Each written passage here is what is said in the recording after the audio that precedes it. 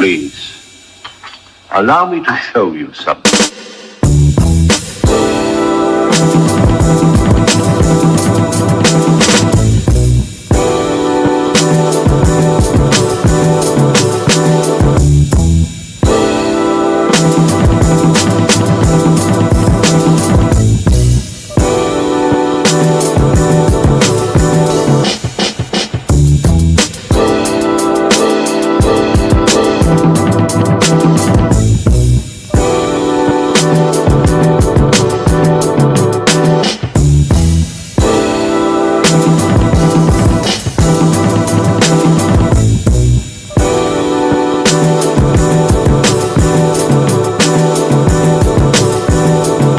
Black, run that shit back.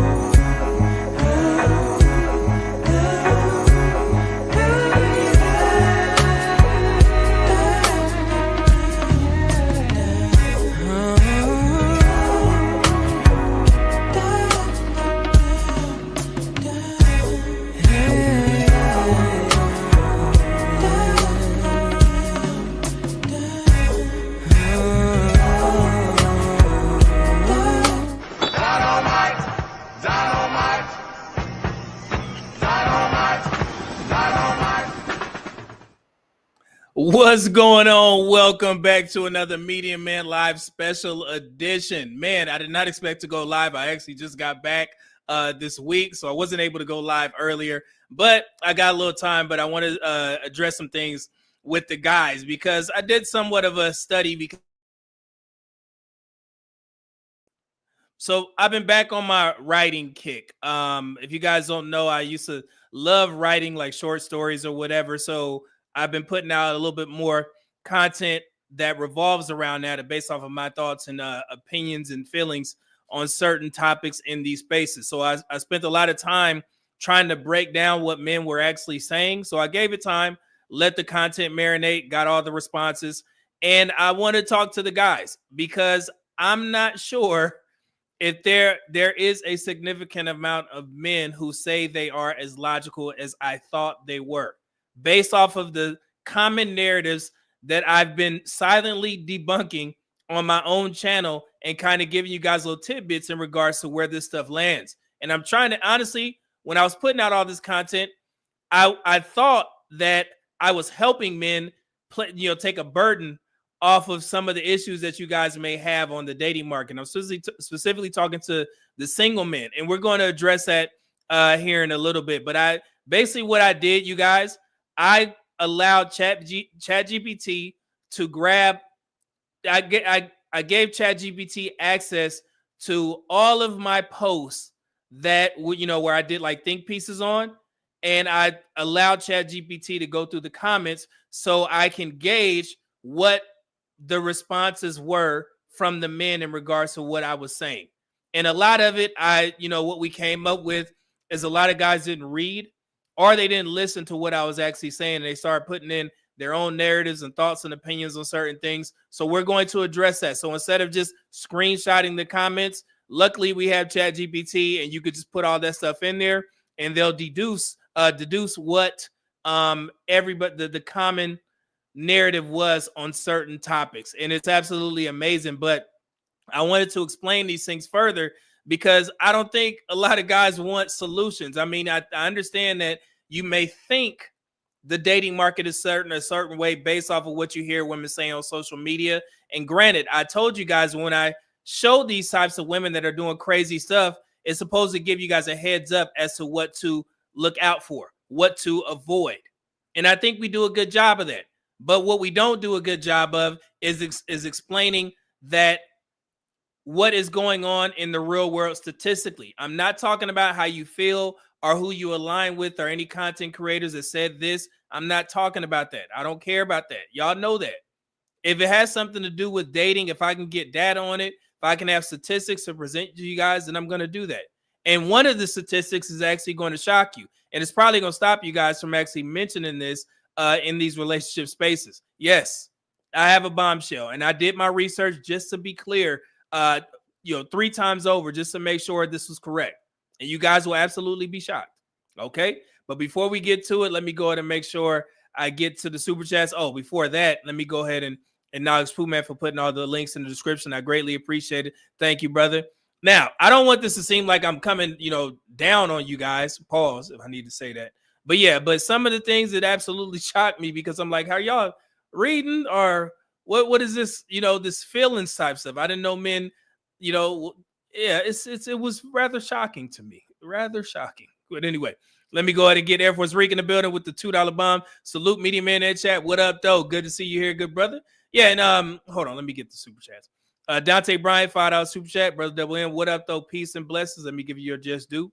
Black man, it's shaking on the mother table.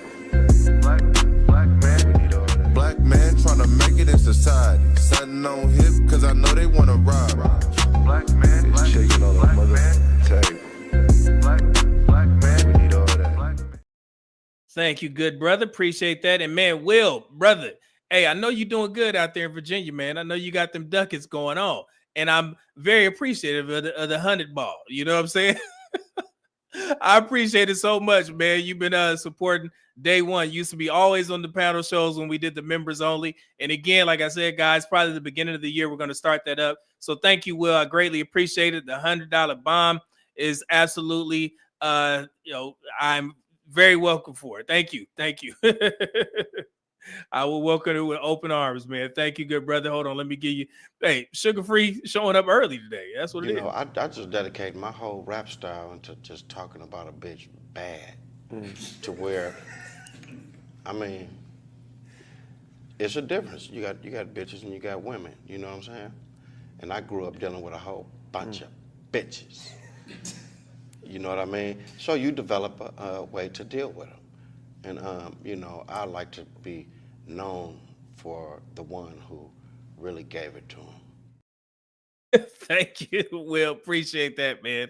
Always got to have Sugar Free. But yeah, I'm going to break this down so you guys can understand. But before we get to that, we're definitely going to get to another topic that I want to discuss.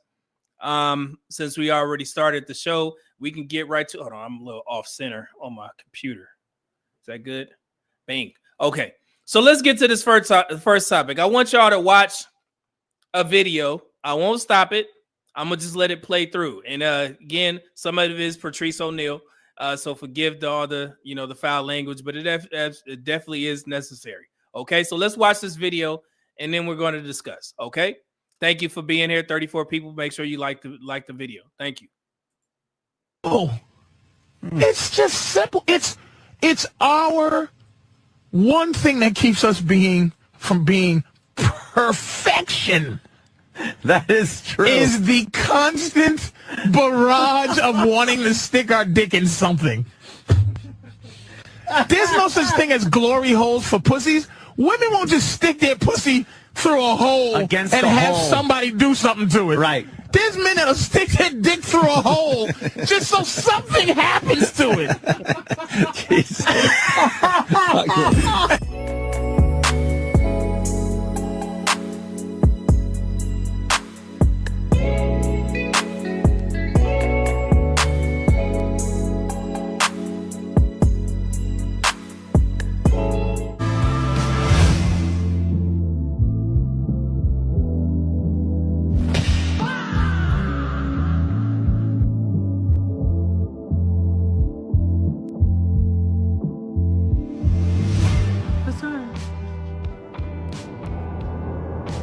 Nothing. Go ahead. I've said this before. You can do an interview, right? For the most part, an interview, and you go, say to a woman, "Do you love your man?" "Yes, I do." "Do you love your family?" "Yes, I do." Yes. "Do you love your children?" "Yes, I do." "Do you love your life?" "Yes, I do." "Are you happy?" "Yes, I am. Fully happy." "Will you fuck that supermodel over there, that Calvin Klein model? Would you risk that to fuck that gorgeous man over there?" "No, I will not, because I'm happy with my life." "Sir, are you happy with your life?" "Yes." "Are you happy with your family?" "Yes." "Are you happy with everyone in your life?" "Yes, I am." Would you fuck that woman thrown up behind the dumpster and risk everything to fuck that girl peeing in the middle of the street? Would you risk your family? Yes. Yes, I would. Risk it all to fuck a pig in the mouth behind a dumpster. Jesus. Why? I don't know. I don't know. I don't know. I do love my wife. I do love my children. I don't want to lose them, but I want to fuck that pig. Holy shit. It's not a disease. It just is what it is. That is fucking It's a fight to not fuck other women. Why is that so bad? It's a fight.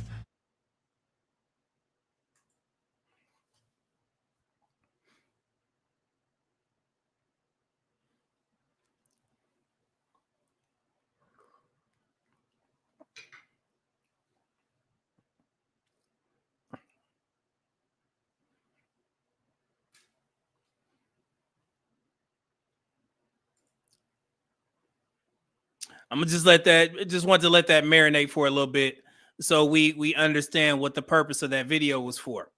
Black men, we're gonna have to take this one on the chin. Pause. Because everybody on social media, every black relationship space, every social media content that's centered around black folks, you know what the narrative is? Black men don't know how to keep their dick in their pants. And they're also blaming the same narrative. Black men, stop messing with white women. Okay? This one, we got to take on the chin. This guy, Sharon Moore, head coach of one of the most prestigious football programs in the United States. He risked his wife, his 3 children, 3 daughters, mind you, for some woman just so he could lose it all, allegedly, of course. Let me go ahead and say that out there. Black men, like Patrice O'Neal said, we would be perfection if we just knew how to keep our dick in our pants, okay? One of the biggest drawbacks of black men being one of the most desired men across the world is the fact that situations like this are going to present themselves to you. Okay? Same thing happened with Ime Udoka. Same thing just happened with Shannon Sharp. I understand Shannon Sharp didn't do anything wrong, technically, right? But when you are a high-profile man, these are the things that are presented to you. And this should be a lesson to all the young men. If you have a position where you know that if you dibble in the snow or dibble into anything and your job bars that, you cannot do that, then you need to have some self-discipline. You need to have some dick discipline, okay? Because this is absolutely embarrassing. I can't even log on to social media without seeing this man's face because he decided to throw his career away. He just lost the job that many people are vying for, just for some woman, man.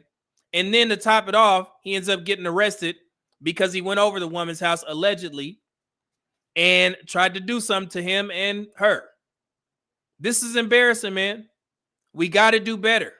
As much as I, champion black men for being responsible, for having, the majority of us don't have kids and things like that. Situations like this are going to continue to rise if we don't understand how important it is to keep our dicks in our pants. Okay? Now, I'm not excusing anything that this brother did. I'm not excusing anything because everything that people are saying is absolutely true. And that's something that we have to control. And the reason why I'm speaking on this is because I know we have some military folks in here. Did y'all know that when you're in the military, you have 2 types of law that you have to abide by? Civilian law and the UCMJ. In the civilian world, cheating, adultery is not a crime. But you know what? In the military, it absolutely is. And the same thing that happened to him in regards to him messing with something that was under his quote-unquote chain of command, in the military, we call that fraternization. Okay? That's actually illegal for officers to deal with enlisted. But don't think that enlisted person isn't going to get in trouble. Okay, they absolutely are as well. But if you're an officer in the military and you mess with an enlisted person, you can lose your career. Damn near your career is over. You can get an Article 15. There's so many things that can happen to your career that derails it. Okay? So in the military, when you are in a position where you are supervising somebody, you can't deal with people who are in your chain of command. And Lord knows there's, a bunch of young sailors, soldiers, airmen, whatever on Marines. These young ladies they're monetizing themselves in their uniform because they look amazing, but they're lower ranking. Okay. So you as a higher ranking individual, you cannot mess with those women. This guy didn't understand that. He's in the same position. So as I stated before, man, it's not about defending black men. It's about holding black men accountable when we do certain shit wrong. Allegedly, of course. But this doesn't look good. And I just wish that this same, the same approach was done on the other side. When people, black women in the community do certain things as well, because I'm going to hold us accountable. All right.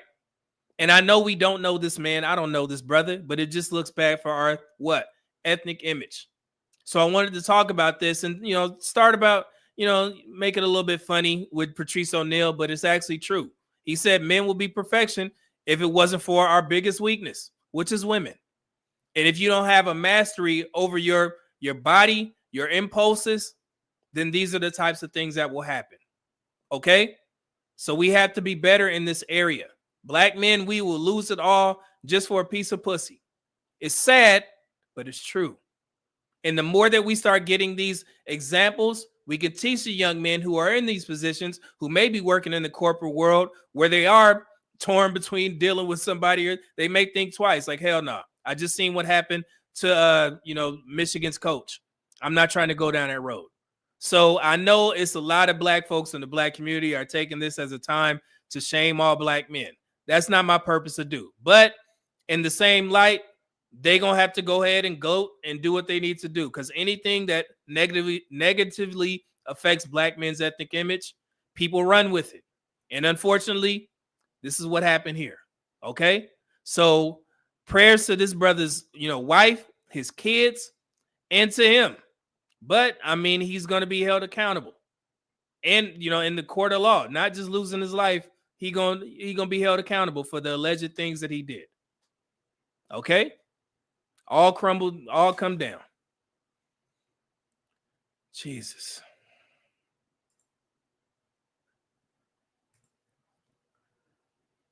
Let's get on to it, man.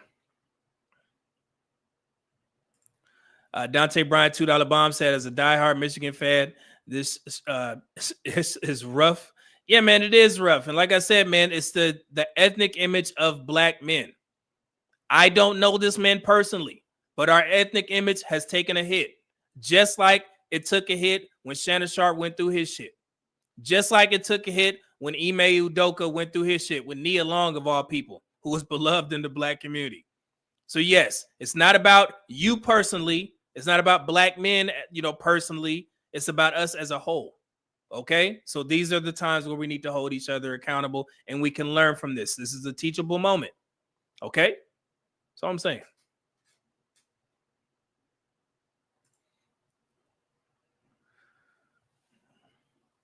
Man, it's absolutely nuts.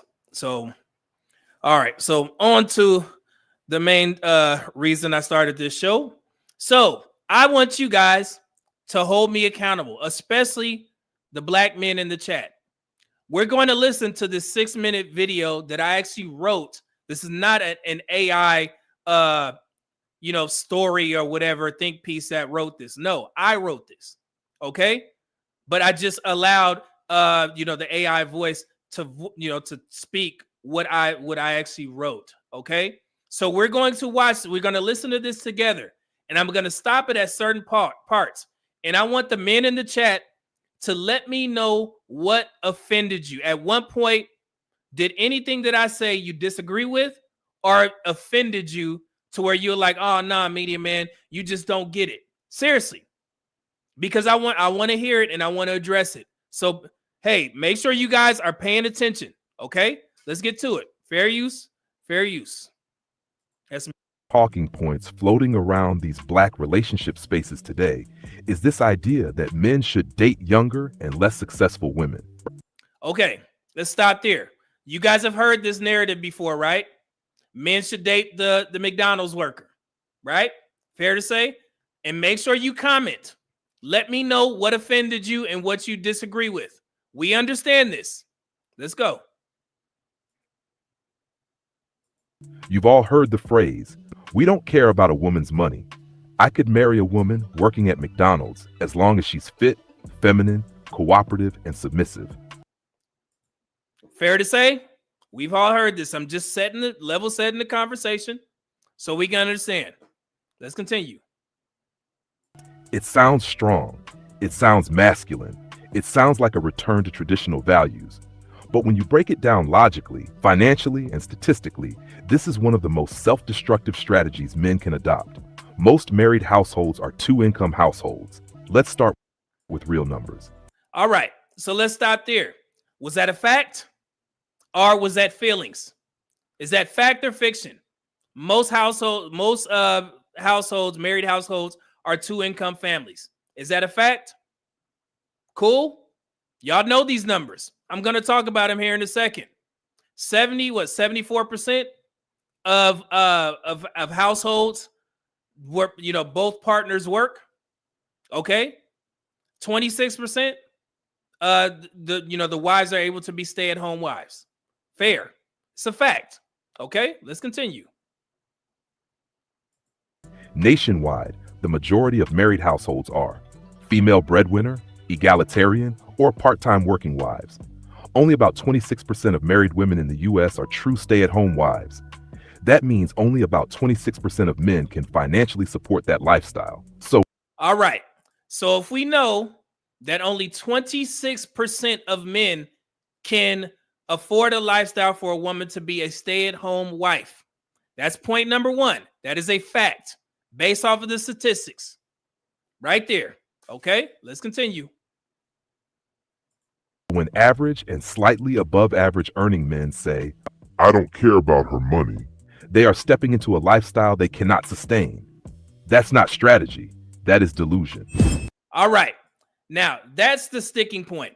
I think since nobody has said it in the chat, that's what offended most men. Okay? That I said that you cannot sustain your household with average to above average income by yourself unless the video that I just put out there in regards to living in certain states and certain cities, right? But based off of what social media is saying, we know that there are a lot of women who want to live, to want this lifestyle where they're staying at home. But that is not what's actually happening in the real world. Make sense? Even the people in certain cities that I mentioned, like Macon and stuff like that, people live in those cities so they can maximize their funds, which is where the wife works and the husband works. But the point that I was making on that video was to explain to the feminists that this can work in these certain spaces. Not saying that everybody's going to move to Macon, move to Savannah. No, but there are cities out there where you can actually support a family on $57,000 to $68,000 a year. Okay. But for this conversation, when we're talking about high value men, average to above average earning men, this is where we have to draw the line. Most men are not high value men. Y'all got to get familiar with that. Okay? I understand what Kevin Samuels was saying. You guys understand what Kevin Samuels was saying. But he was very specific when he talked. He said that, hey, I am talking to a specific group of men. And when he had to deviate from that, he always gave credit to the blue collar men or the average earning men. Okay? He did that. But when he made specific points, he said high value men. Okay? Pay for everything. That's something that y'all didn't like about, that's one of the main things that y'all didn't like about his content, because he said pay for everything. You pay for everything. I remember that. Okay? Let's continue. Number 2, you cannot skip the economics of the dating phase. Men love to say her femininity matters more than her finances. But her femininity is not paying her rent. You do not meet a woman at McDonald's and walk straight to the altar. There is a courtship process, and during that time, if she is financially unstable, you become her financial safety net. The same men who say they hate broke, begging women are the same ones promoting the idea of dating women who will need your financial help almost immediately. Now, let's stop right there. Everywhere else, y'all even came up names for these women. Begging the Stallion.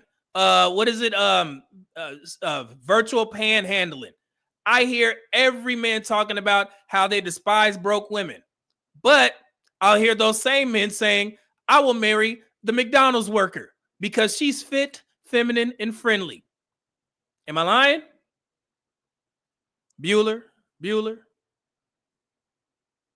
Okay, let's continue.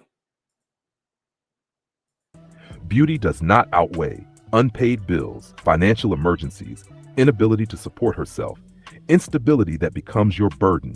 Men must adopt a real standard. Financial stability is mandatory for serious consideration. Now, I don't think a lot of guys understand what financial stability actually means. And that's why I asked the question, a follow-up question, and Mona answered in the chat. I made the point. When I say a woman needs to have a career, it seems like guys go directly to she's a boss chick, independent woman. Like she's the one that carries those characteristics that men don't like. Do y'all know that there are actually women out there that have to work because they're adults? And it's not necessarily them being boss chick independent women. There's a difference. So when I say a financially stable woman, a woman that can sustain her household, is that too much to ask? Y'all standards can't be high enough to where you can expect a woman to pay her own bills? Does that make sense? Why is that not your standard? Instead, you guys will rely on saying, well, I'll marry the McDonald's worker if she nice to me. Nice ain't gonna pay them damn bills. Her bills. Okay? Lord have mercy. God. Okay, let's continue. She doesn't have to be rich, but she must handle her rent, car note, insurance, debt, day-to-day responsibilities. A woman who is stable makes your contributions a gift, not a requirement. That's the most important thing. Your contributions to her should be a gift or something that you want to do out of the kindness of your heart and not a requirement, which is why we review those videos of those women saying, you got to cash at me just to talk to me. Just send me the money for a date, and then we'll think about it. Those are the women you disqualify. You don't need to talk to them. But for the majority of the rational women, they are working because they have to sustain their households. They are adults. You guys remind those women of that every day, especially the ones that are loud and boisterous. When they say, man, I pay my own bills. I pay my own car note. You like, that's what you're supposed to do. You're an adult, right? It's some women out there that don't have to even broadcast that to social media. They're just doing it, just like you. Okay?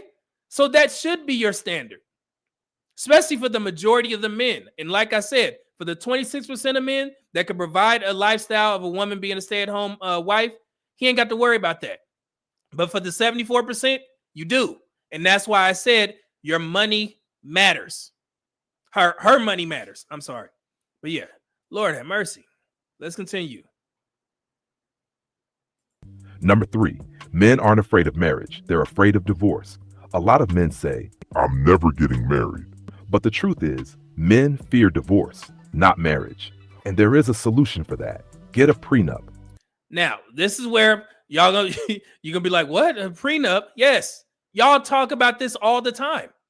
Get a prenup when I get married. Instead of saying I'm not going to get married, why don't you just get a prenup? I'm going to show you why it's not as easy to just get a prenup for most men. Okay, let's continue. Let me see here. John Smith, what up, though? $5 bomb said, brother, media man, I don't think that we black men have to take it on the chin for that idiot. When Jewish men get chinned for Jeffrey Epstein. Yeah, man. And like I said, this is social media. Yes, black men have to take it on the chin. It's like, what do they say? It's the whole city boys up 1,000 points, city girls up 1,000 points, that type of stuff. Okay. So yes, this is going to be another example that the people that despise black men, they're going to point to. Y'all can't even keep your dick in your pants. You see what happened to Shannon Sharp, Ime Udoka, Sharon Moore. This is just another guy that they can use as an example. And it's unfortunate it has to be a black man. So in social media, if you understand how this works, yes, this is going to be used against black men. And it's going to be used to stain our character. It just is what it is. I know how social media works. That's why I'm saying it. Not to discredit what you're saying, John, but when you're a content creator, you understand how these things work. Every time, it's like a tit for tat type of situation that the black community does. If a black woman F's up, then black men rejoice for some odd reason. When black men F up, black women on social media rejoice. And I've been following this Todd Tucker and Candy situation. They're getting divorced. Settlement coming on, right? Settlement, he asking for prenup, alimony and all this type of shit, right? If he wins and gets Candy for ducats, guess who's gonna celebrate? Women, y'all been doing this shit all the time. So I'm glad that he got her money. But if he gets shorted, who gonna celebrate? Black women. That's what your ass get. Her mother, I didn't even know who this was. Mama Joyce. Mama Joyce told you not to get married to that man. You just better be happy you came out unscathed. Watch. Just let it marinate and listen to your unk. Let it marinate. Mona know what I'm talking about. I ain't said nothing about it. I just been watching it behind the scenes, seeing how it's gonna unfold. Give it time. Watch what's gonna happen. Social media, man. Let's continue. Fair use. Your income level doesn't matter. Low-income men lose in divorces too. A prenup protects assets, business, retirement, real estate, future earnings. The only thing a prenup cannot control is child-related expenses, which is exactly why you must vet a woman's character, values, and stability up front. Was anything wrong with that? Anything? No? Okay. Let me be crystal clear. This is not disrespecting Kevin Samuels. This is accurately framing who he was speaking to. When Kevin said men don't care about a woman's money, he was talking about a specific income bracket, the top 24 to 26% of earners, the men who can actually afford a stay-at-home wife. Because only about 26% of married women in America are stay-at-home wives, meaning only about 1/4 of men can financially sustain that dynamic. There it is. Mona said, right, they're gonna celebrate City Boys Up. I can hear it now. Yeah, you got it. In these spaces, yes, it is a tit for tat situation with the black community. I despise it, but it just is what it is. Okay. Here we go. So Kevin's message was aimed at high earners, high value men, men with abundant resources, men whose income eliminates financial pressure. The issue is that the other 74% of men listened to his message and applied it to their average incomes. You cannot apply high value dating strategies to regular earning power. And again, like I said, I think that offended a lot of guys because it's okay to aspire to be a high value man if that's what you want to do. But being a high value man is more than a title based off of what Kevin Samuels said. If you believe in it or not, a lot of black men do. Okay. But if you don't fit the bill right now, or you will not fit the bill moving forward, then you need to embrace where you land. That's not a dig. You are actually the majority. If I'm telling you that 74% of men can't afford that lifestyle, guess what? If it was 74 men sitting there, you're one of 74. Make sense? Okay, I'm just trying to, don't get offended if you don't meet certain criteria. And that's why Kevin Samuels used to rumble with the guys who would call in on the show. He'd be like, man, you ain't got no ducats. You ain't got no bread. You ain't got no coins. How you expecting to get all this type of shit from a woman when you can't even foot the bill? Yeah, I remember those conversations. They rarely get shared in these male spaces where he used to cook those men. Okay? And let me be clear, not the content before he started speaking to women. I'm talking about when he used to have conversation. He dedicated maybe like 2 or 3 weeks to men. If y'all remember it. I remember one time I was watching it and he said he was going to shut it down because he kept getting dudes who were less than on his show, like coming up there and wife beaters and shit like that. And he was actually embarrassed. I have to find that clip, but he was like, man, I'm about to, turn this off because there was a lot of guys not understanding. I remember that for sure. Let me see here. That's correct. Who's it? The Truth Unfolded. I like that name. That's correct. A lot of men mistakenly attributed what Kevin Samuel said about high value men into their life. They were wrong. And it's like I'm saying, a lot of guys, and I got this from the movie. What was it? In Too Deep.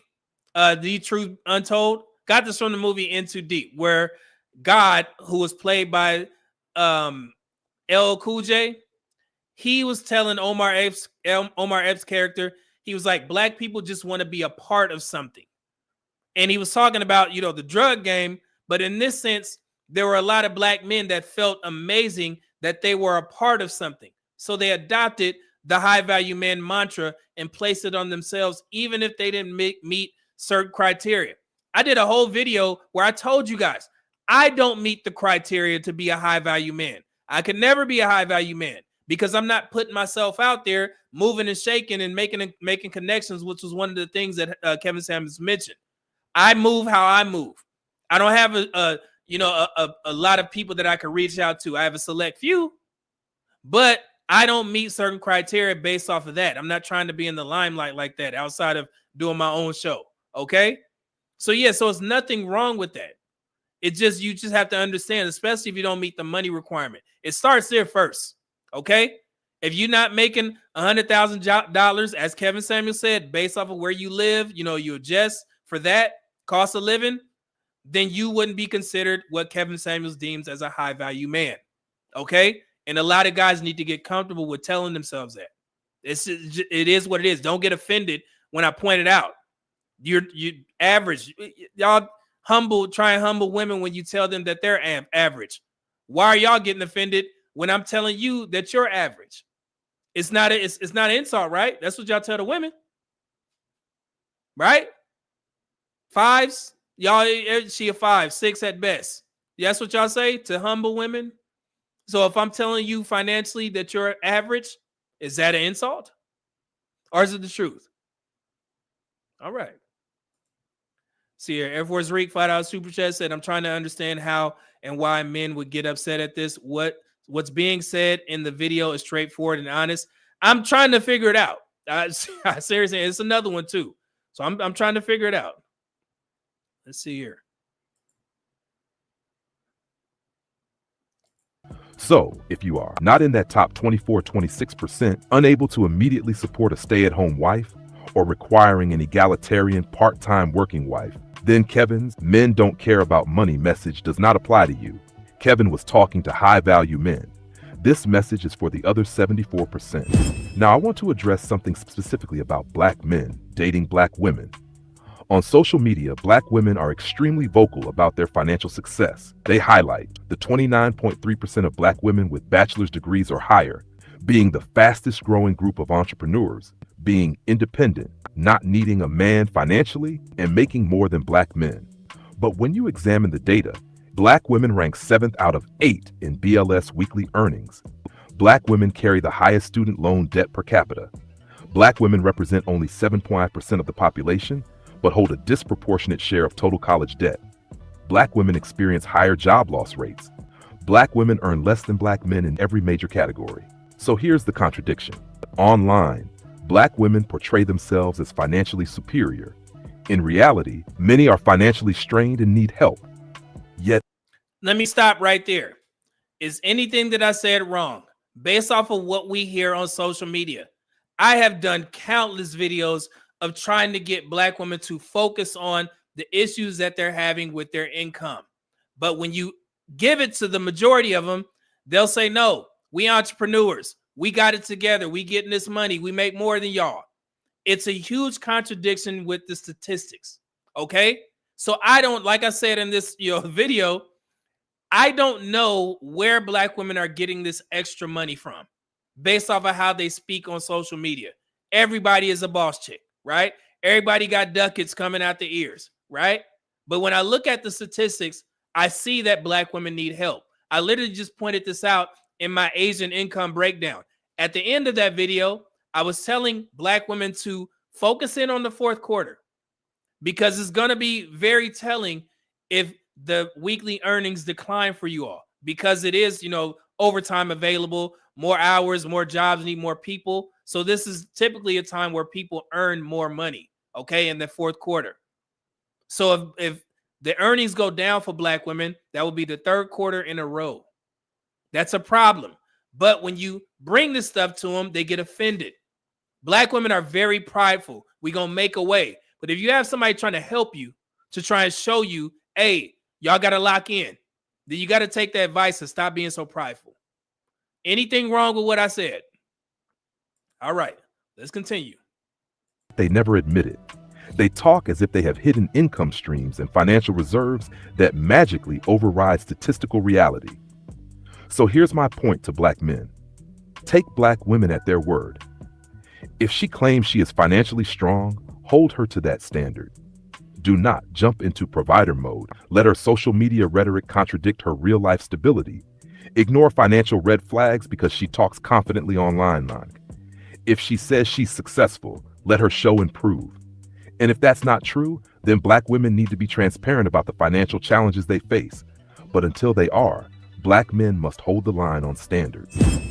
Now, the reason why I said that is I don't want Black men to spend another minute trying to convince Black women that they need you, or they need. I don't want y'all to spend no time on that unless they are willing to listen and understand.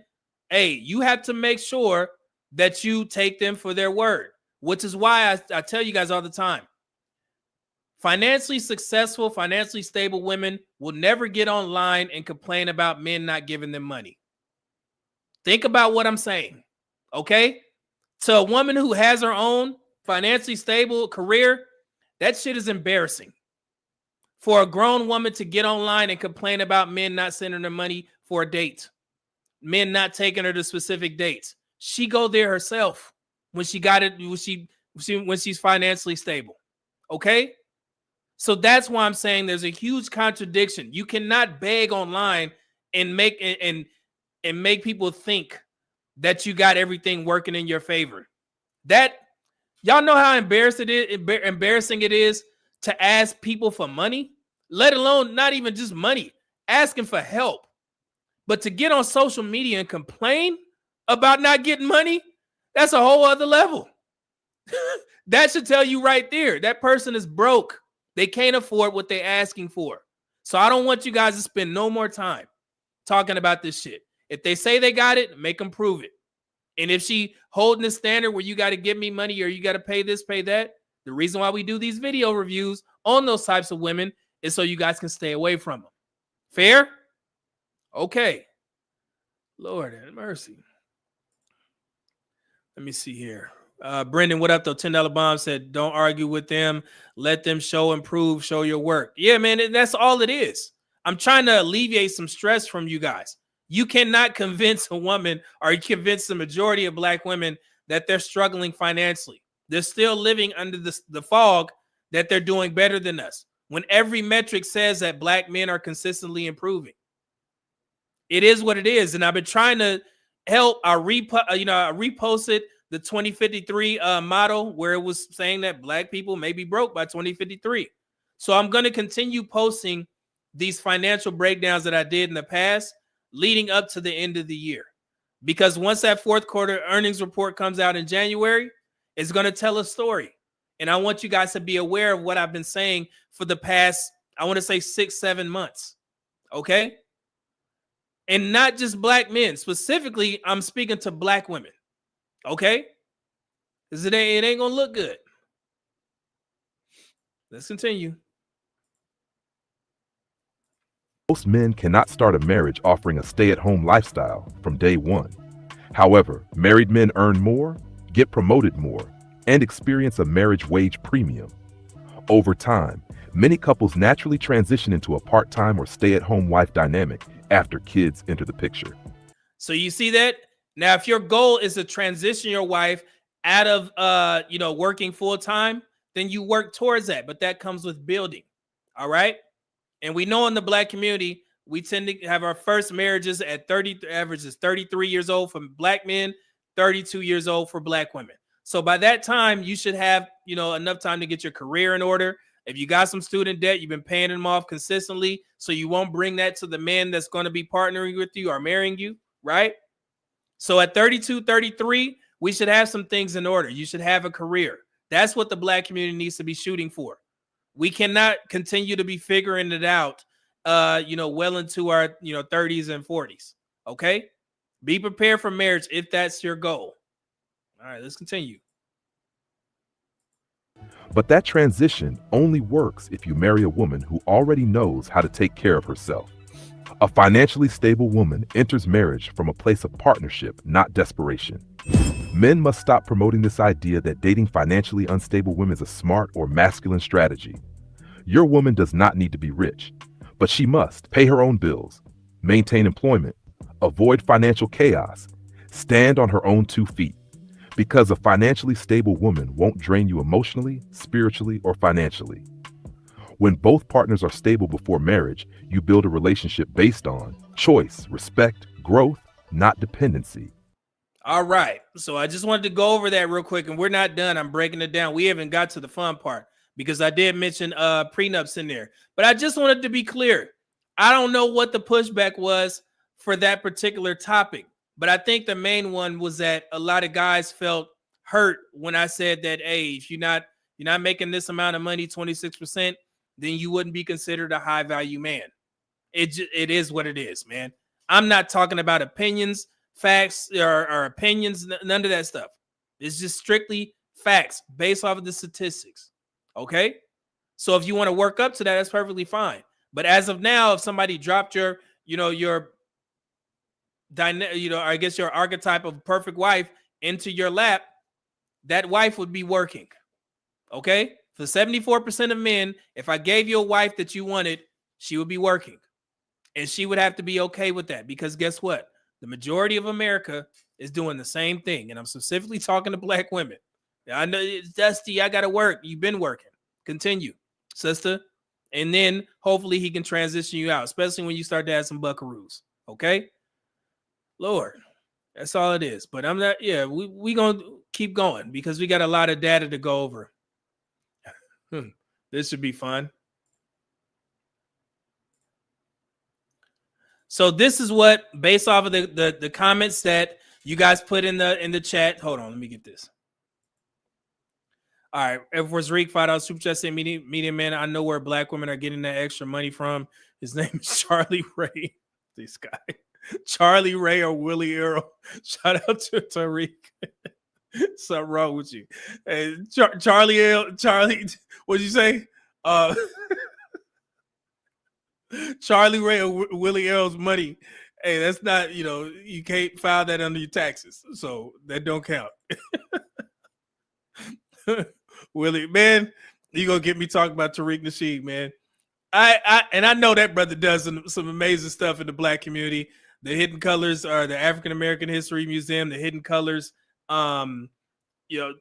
discography, amazing. But that's got to be one of the funniest brothers on social media. I promise you. And I said this before because y'all sent me, hey, wait a minute, you got to watch Tariq Nasheed. But I had only known Tariq Nasheed from the Hidden Colors. My family used to watch those. When I was back home, when he first came out with the first ones, I remember my auntie Bridget, she was like, hey, you got to watch this. And they had a copy. And it was amazing. I learned so much. But y'all was like, nah, man, Tariq Nasheed on YouTube. He on social media. And I went there. I'd never heard the phrase cheetah pea until Tariq Nasheed. And I swear we spent about a good hour. Man, my stomach was hurt. And I know I'm not trying to, diminish Tariq Nasheed to just some comedian, but that is a funny dude. Man, yeah, that's he's a funny brother, man. I ain't gonna lie. Yo.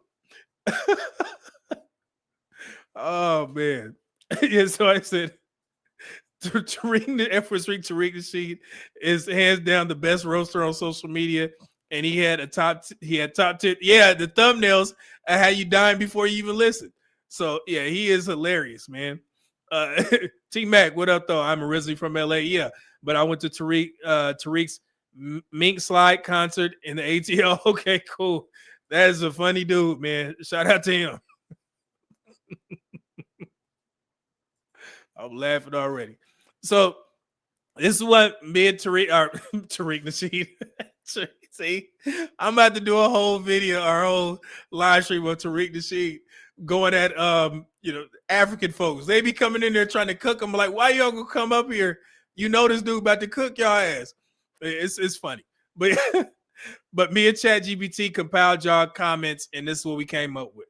Okay, so this is based off of what we just listened to. This whole high value man McDonald's worker thing. So this is what men said. Modern black women don't want average earning black men. Okay, this is the consensus from the comments from all platforms. I went to Instagram, Facebook, and YouTube. Several commenters argue that many black women demand high earning men. Men making 70,000 say black women treat them as not enough. Other races of women are perceived as more willing to build with a man. Okay. And then the belief is black women price out 70 to 75% of black men. So again, these are based off of the majority of the comments that I got on all of my platforms. It's absolutely amazing how ChatGPT was able to do this. Okay. So yeah, so that's what you guys said. And I'm gonna go through a whole list and then I'm gonna, go back and I'll address everything. Okay. So if you had this comment, I'm talking to you. Oh, my bad. T Mac, what up though? 999 Bomb said, just showing support for your content. I appreciate the statistical data over the false narratives. Watching your show from home in Medellin. Yeah, appreciate you, man. Medellin. I've never been to Medellin. I've been to Cartagena. Yeah, been there, had a great time. I know you loving it, brother. I may have to actually reach out to you because I have a homeboy that was thinking about moving out there because we seen this is two content creators there, combat veterans living in Medellin. Have y'all seen these guys? So they were like giving breakdowns on like the hospitals where you can stay and so on and so forth in Medellin. And they share like this huge place. And my homeboy was actually looking at it. So since you live there, you may know who those guys are. So yeah, so may reach out to you, brother. Thank you. See Oluwa, man, with the 5 Media Man memberships. Man, let me get to this. Every time we get to play the ladies. Now sing. Yeah, yeah, yeah, yeah. Yeah, yeah, oh yeah. Yeah, yeah, yeah, yeah. Oh yeah.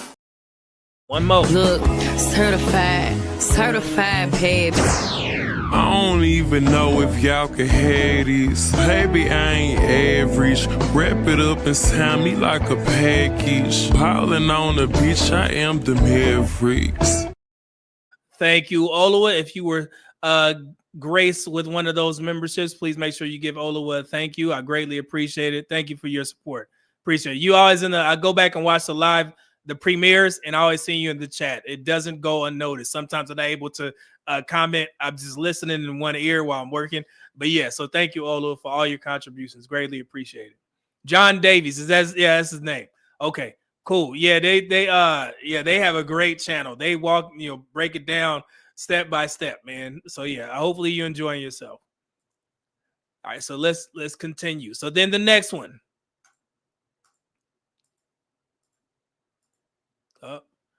Hold on. It's not letting me.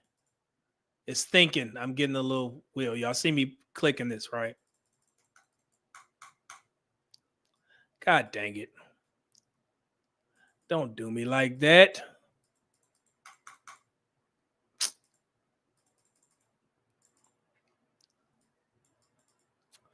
Oh, I had everything set up perfectly. And this how they gonna do me?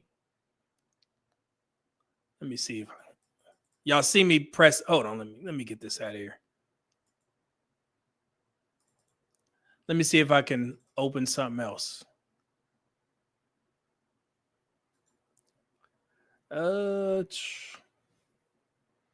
What can I do?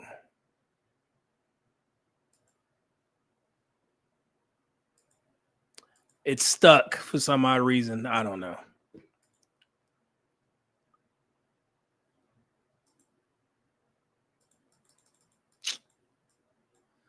God dang it.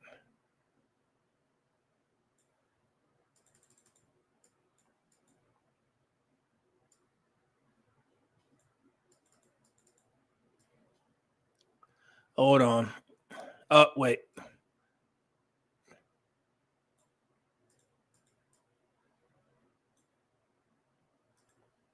What the heck is going on with this? Technical difficulties. Damn. I don't want to shut it down because it's going to make me remove everything. And then I got to.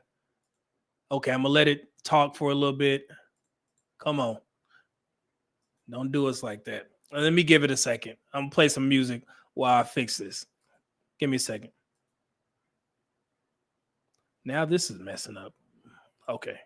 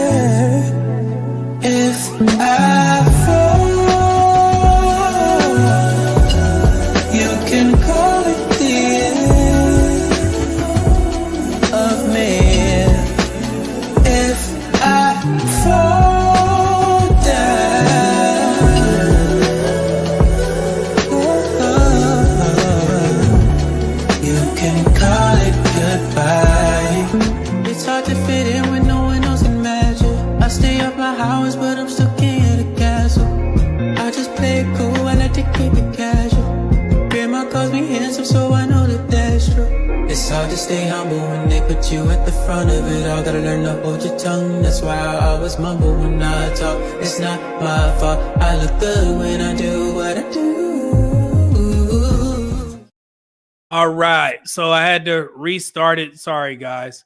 I honestly don't know what happened. Yeah, I had to do something, Malik. $5 super chat said hit Control Alt Delete. I did something. So, oh man, God dang it, that effed up everything. But no, I still got the pictures. Hold on, let me bring this up. I just got to remember the format if I can. Hold on, let me. God dang it. We do it live. F it. Where is it?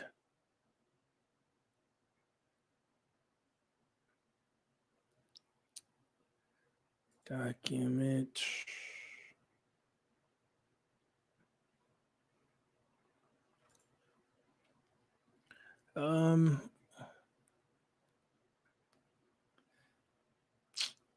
Damn.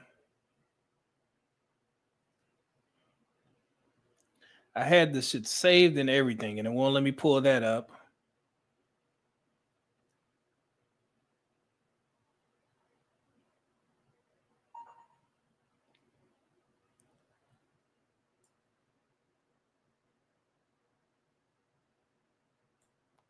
And let me get rid of this.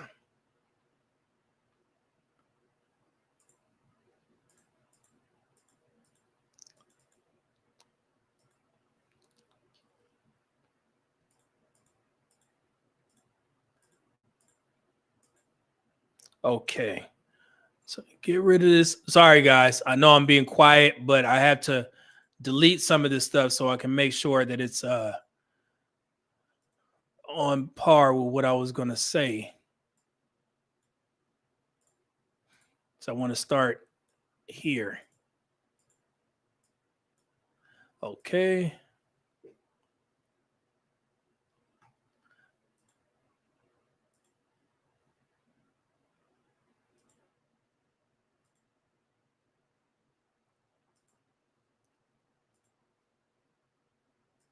All right. So let's start right there. And then I'll go through all of them in a second. Here we go. So let's start here. Prenup. I was laughing at this this picture that I put together. This was funny to me. But yeah, so you guys see it. You see it, right? Yeah, I thought I had something right there. Get you a prenup. Hold on one second. Let me pull this one up. Y'all seen the thumbnail, so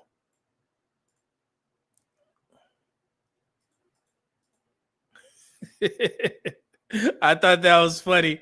So look at that. Tell her BAN, Delusions of the Modern Man. So the reason why I put this up there is because, you know, a lot of guys were saying, oh man,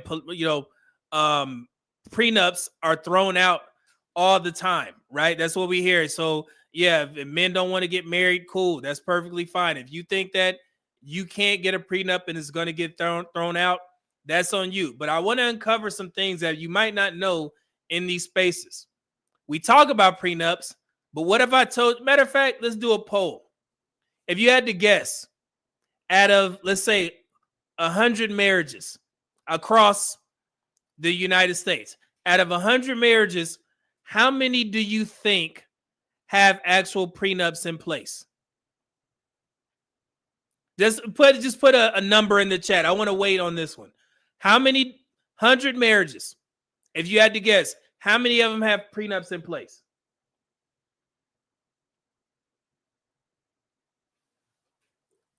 I want to wait, see who the first person is. I want to get a guess.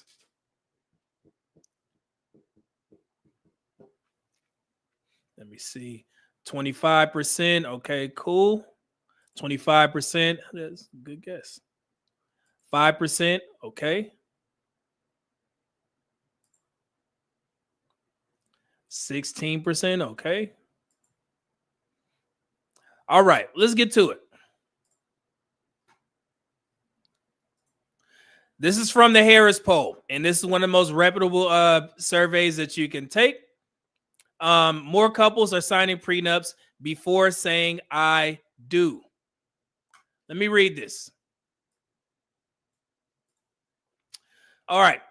Few get married expecting to later get divorced, but more couples are entering into a prenuptial agreement, a premarital contract outlining the division of assets in the event of separation as part of their wedding planning checklist. Of Americans who have been married or are currently engaged, 15% report that they've signed a prenup, which is up from just 3% in 2010. Huge jump, mind you. That's a 12% jump. 15%. While these couples are still in the minority, a recent survey conducted by the Harris poll on behalf of the New Yorker found that this may not continue to be the case. 4 in 10 U.S. adults, 42%, support the use of prenups, and 35% of those who are unmarried state that they're likely to sign a prenuptial agreement in the future. Now, this could be one of two things. Maybe, and I'm talking to the men, maybe y'all just trust your partners that much to where you're getting married and you're like, she won't do me wrong, right? That could be one reason. The other reason is y'all asses are scared to bring it to her. Because of that 15%, some of those prenups are women as well, right? Not all men. So we have these conversations about being scared of marriage, but even when men do enter marriage, Y'all don't even get prenups.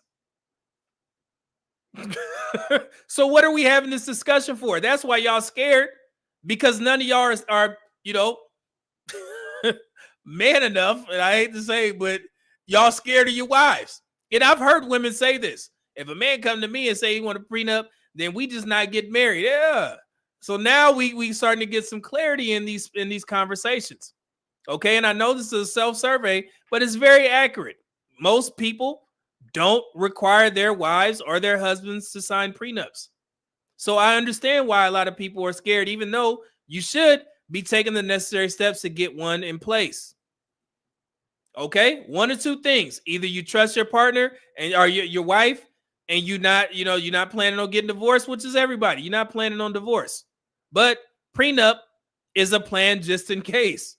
But y'all seem to trust them so much that you don't need them, or you just scared to say anything. And I don't want to hear any excuses about, well, I ain't got nothing. No, you get half of nothing. Okay, prenups work for people who are low earning, high earning, whatever. Okay, it is what it is. Get a prenup, spend the extra money to go get that in place so you won't be scared of divorce, so you can be comfortable in your marriage. And I get it. Prenups don't cover child support and things like that, but that's where the vetting process comes in. Okay, so that's probably shocking to a lot of folks, but get a prenup for your nothing. All right. Let me get this here. So let me show you guys this.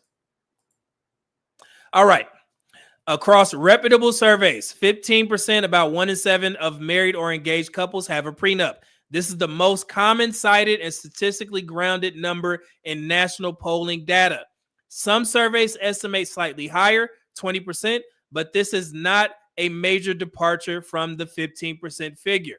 Public opinion and future intentions on prenups, 42%, 35% likely, right, are much higher than current adoption. So women, there is a significant amount of women who are open to it out of that 42 to 35%. So that number should actually be higher, right? So that's why I was holding people to a higher standard, man. If you say you don't want marriage, it may be because you're afraid of losing all your assets. And one of the main reasons is that a lot of people don't file for prenups. But that should be changing in the future, because from 2010 to 2022, a 12% jump. That's a huge increase. And then we see that 35% of unmarried folks are for prenups. 42% of all people, including married, whatever, are for prenups. So if you extrapolate that out to the 15% that already have them in place, it is possible to get that to 50%. And maybe that would coax a lot of men to get married. But y'all got to get prenups. Okay? Just saying. Brendan Lavelle, $10 bomb, said you already have a prenup with the state, but most people don't know. A prenup is just you writing your own, but draft it up the right way. Because the main reason that prenups get thrown out, because somebody said prenups get thrown out all the time. No, that's untrue. The reason why, some of the prenups that do get thrown out is because people were hiding assets, some sort of fraud. They're trying to, not disclose all their income. That's how they get thrown out. Okay. But if it's drafted up correctly with a lawyer, right, then you can, it won't get thrown out. It's very rare that prenups get thrown out. So that shouldn't be an excuse if you spend the extra money to get the prenup drawn up. All right. Let's ask your lawyers. Dante Brown $2 said, go ahead and say it, Media Man. Because we talk about this all the time, and I'm looking at the statistics and I'm like, wait, hold on now. Only 15%? That's interesting. So some of this stuff, you can't feel bad for the guys because prenups exist. All right. So let me see if I could piece some of this stuff together. That just messed up my whole goddamn flow. My whole flow is I want to get to this particular topic. Let me get rid of this. Some of this stuff I have to delete because I just pulled a bunch of pictures. Give me 1 second. What is this? Oh, nope. No need that one. If you guys just now tuning in, I had to delete a bunch of stuff because my picture thing wasn't working. What is this? Misuse 1980s. Okay, 49%. Get rid of that.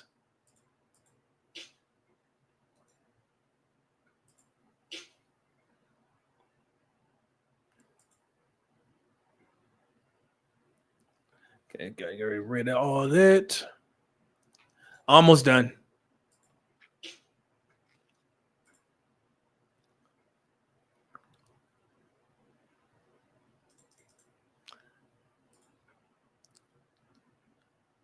Where's 2?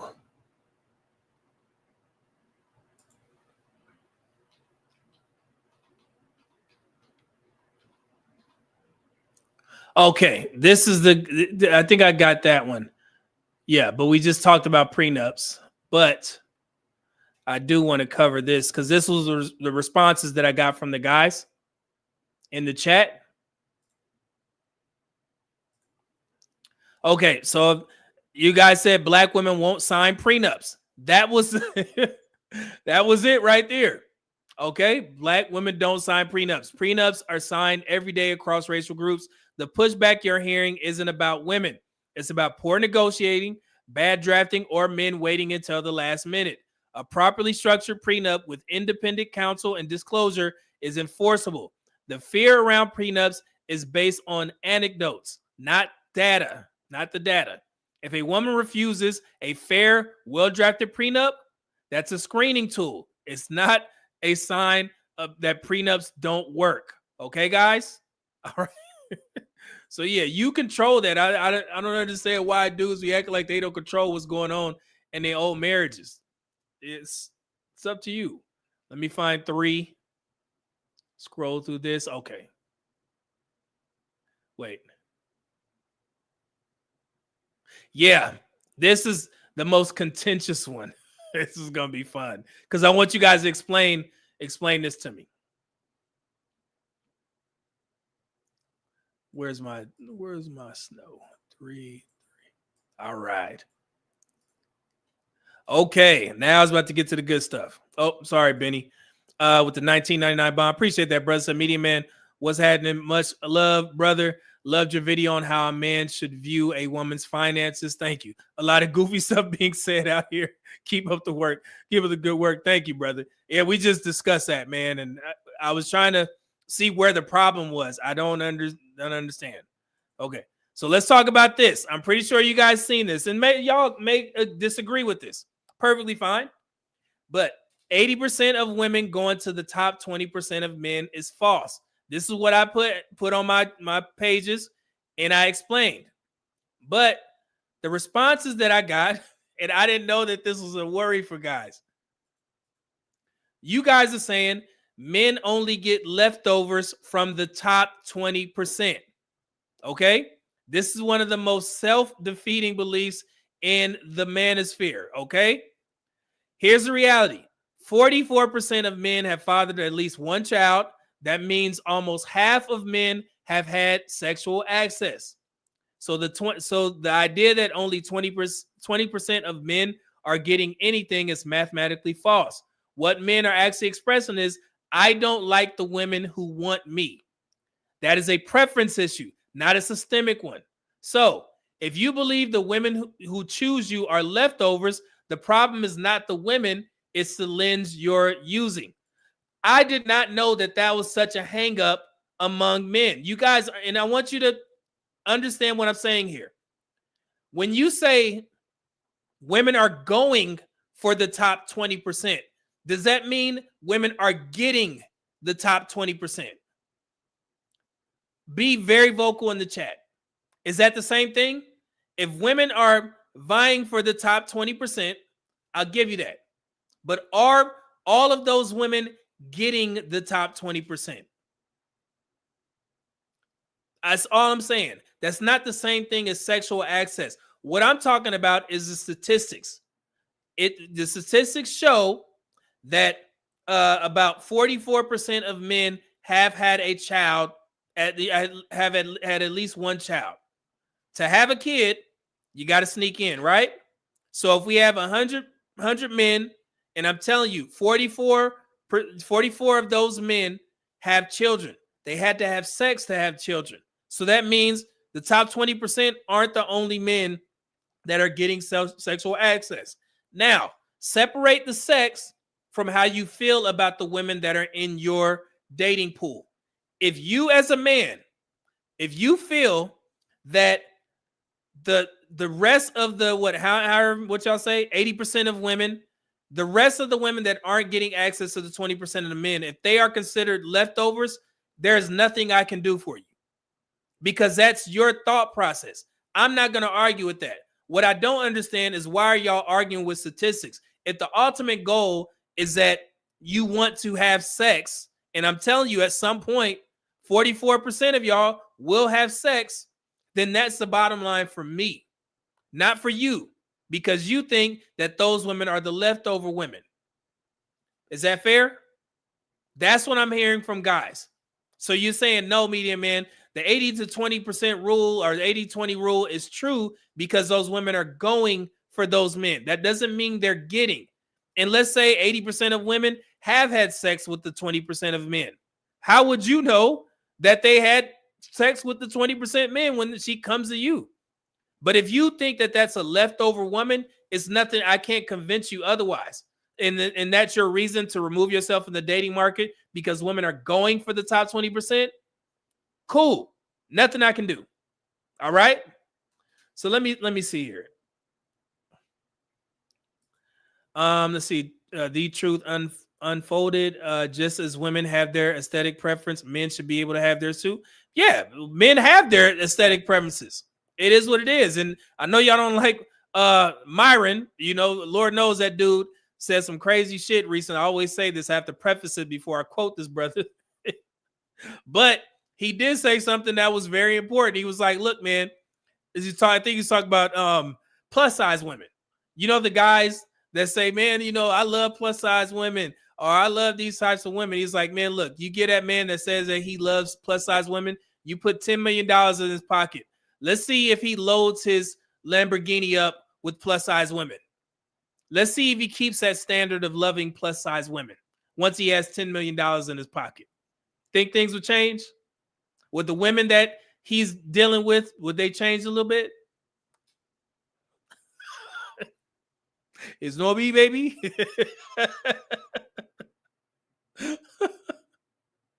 I think so. You got $10 million in your pocket. It's like, well, you know, these models over here, I mean, hey, these big booty, you know, chicks over here. Let's see here. Malik $5 super chat said, my dating pool is murky like a swamp. That bar is, yeah. Except Malik. Malik got it. You know what I'm saying? You wild boy. Oh, man. Somebody said, Dante Bryan said, because they have children with them. So I get that. But on a balance of probabilities, I think the only group that I would say, if I had to, you know, average it out based off of what I can remember from the CDC fertility statistic, is that I think the averages for women, it's around 45% of women overall who haven't had a child yet, which would mean that about 55% of women have had at least one child. So when we talk about the Black community, I always talk about that because 61% of Black women have birthed at least one child. So that diminishes your pool, you know, 39% of Black women who don't have children. Okay. But if I'm telling you that 44% of men are able to have sex at some point, that's only about a 5% difference. Okay. But if you extrapolate that out to all women, which is what you guys say, right? A lot of Black dudes, I'm going to just date out, or I'm going to do whatever I need to do. It's, you know, about the same, 44 to 45%. Okay. So it kind of averages out. So Dante Bryan, your argument is that, and I'm listening. I promise you I am. You're saying that those 20% of men are having all the children with the women who are left over. So when they come to you guys, not you, I'm not sure if you even fall into the category, but I'm just going to say you guys, when she gets to you, she already has a buckaroo. It's fair to say that in the black community, because we know that there's a 15% gap. 15% of black men, the gap between black women, you guys don't have children. So it's very tough. Okay. So I am listening. So I'm understanding what you're saying, but it may be a 1-to-1 ratio if you actually get out there on the dating market and not disqualify yourself before you actually attempt or try to find a woman who is childless and may not be I'm joking, excuse me, ran through by the 20%. So I get that. The whole point of me debunking the 80-20 was to try and kind of let you guys, exhale.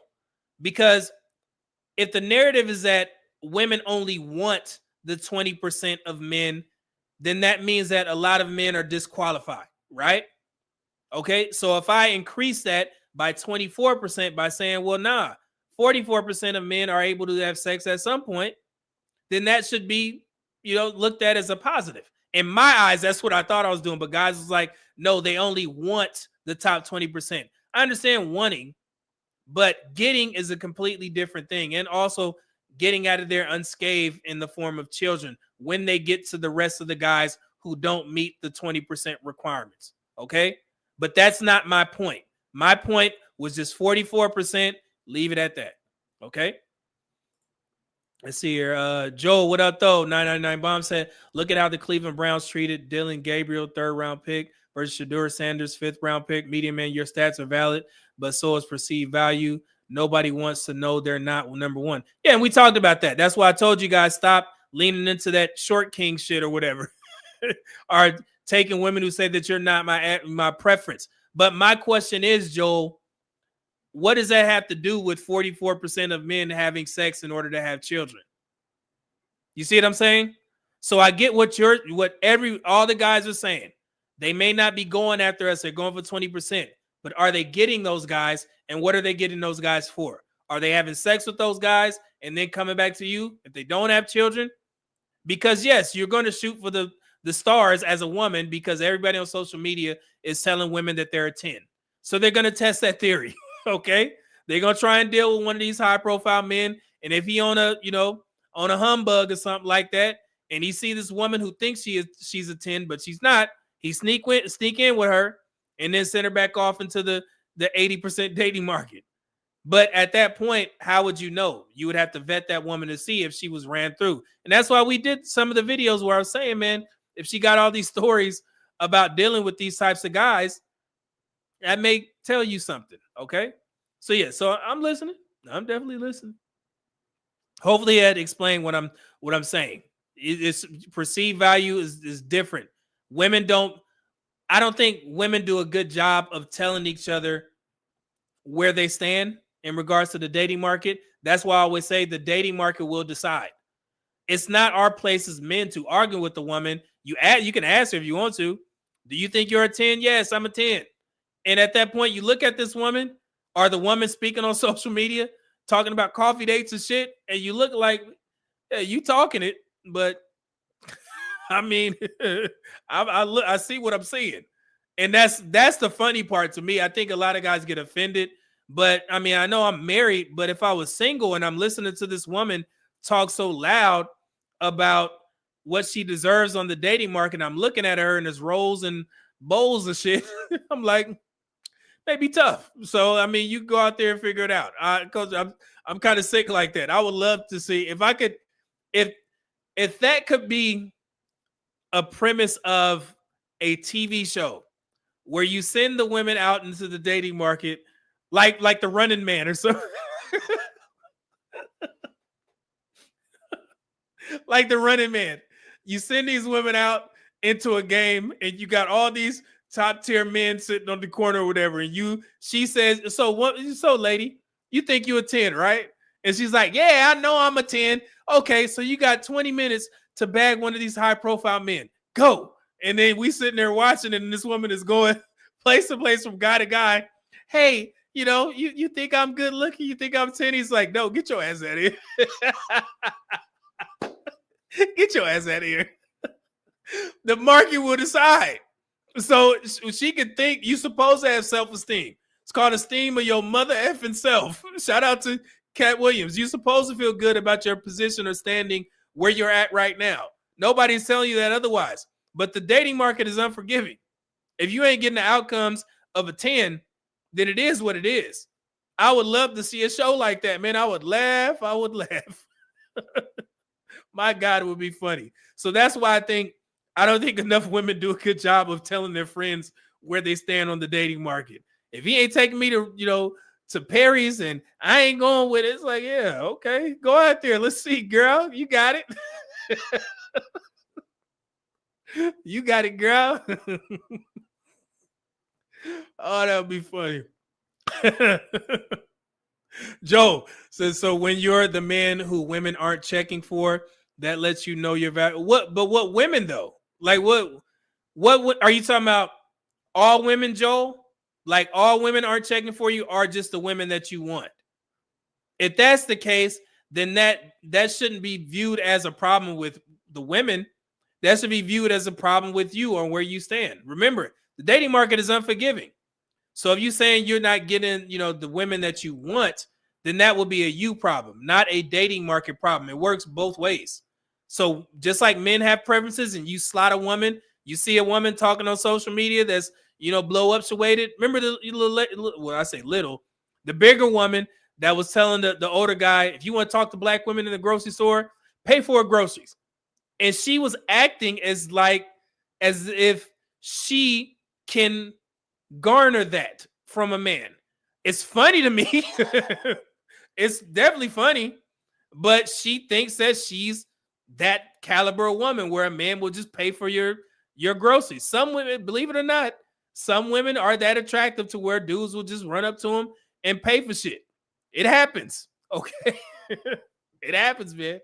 So yeah. So not speaking for myself here, this is type of thing. Yeah, we run it through it together. Okay. I'm not trying to put anything on guys. Just keep asking the questions. I'm not saying you're in that position. So if it scares you that I'm just saying you guys, when you ask a question, if this is not your situation, don't worry about it. We're just trying to walk through the issue that men had with this 80-20 thing. Brendan, $5 bomb said, once again, they talk that talk, but they need to show their work. Yeah, that's it. Show that man that you claim that you own a $300 dinner date. You'll never see it. And Brendan, that's where it's funny to me. So our group chat, man, I can't put that on social media because that would be bad. But some of the stuff that we see on that TikTok, man, it is hilarious.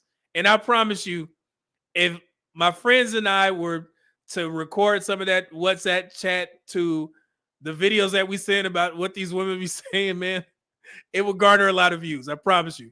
It ain't nothing but comedians in the chat. I promise you, man, it's funny. But they speak with so much confidence, man. It is hilarious. My goodness. Some of the stuff, man, yeah. If I was I'm thinking of something right now, but I'm gonna let it go. Let it go. God bless you. Okay. Oh, yeah. So guys also mentioned this.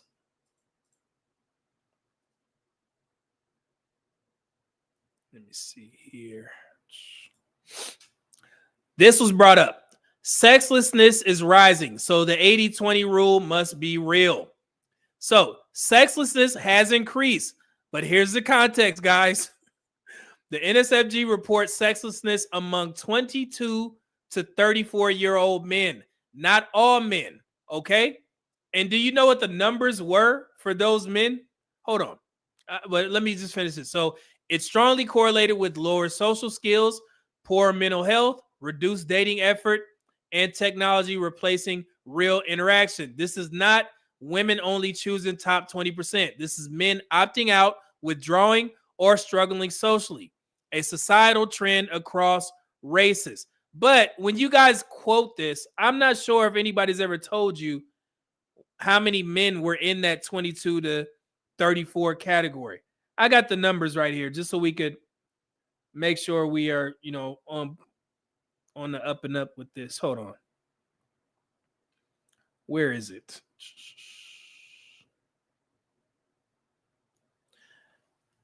Let me find it. Got that one.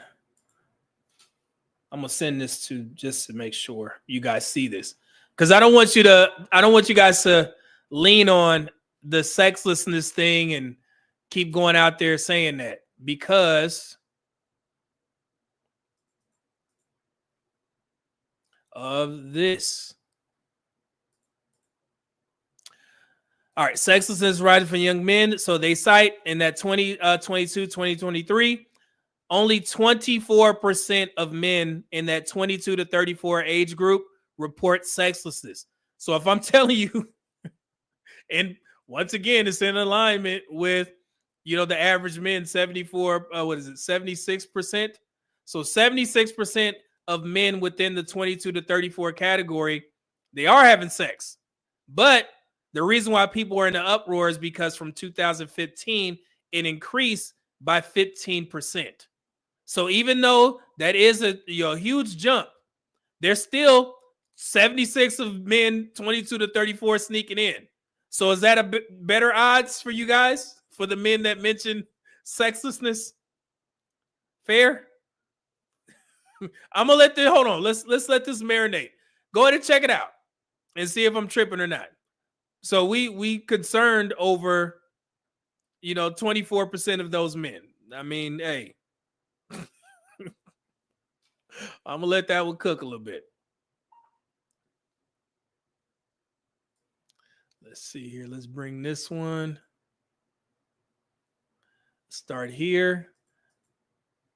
All right. So we good on the sexlessness tribe or whatever? Yeah.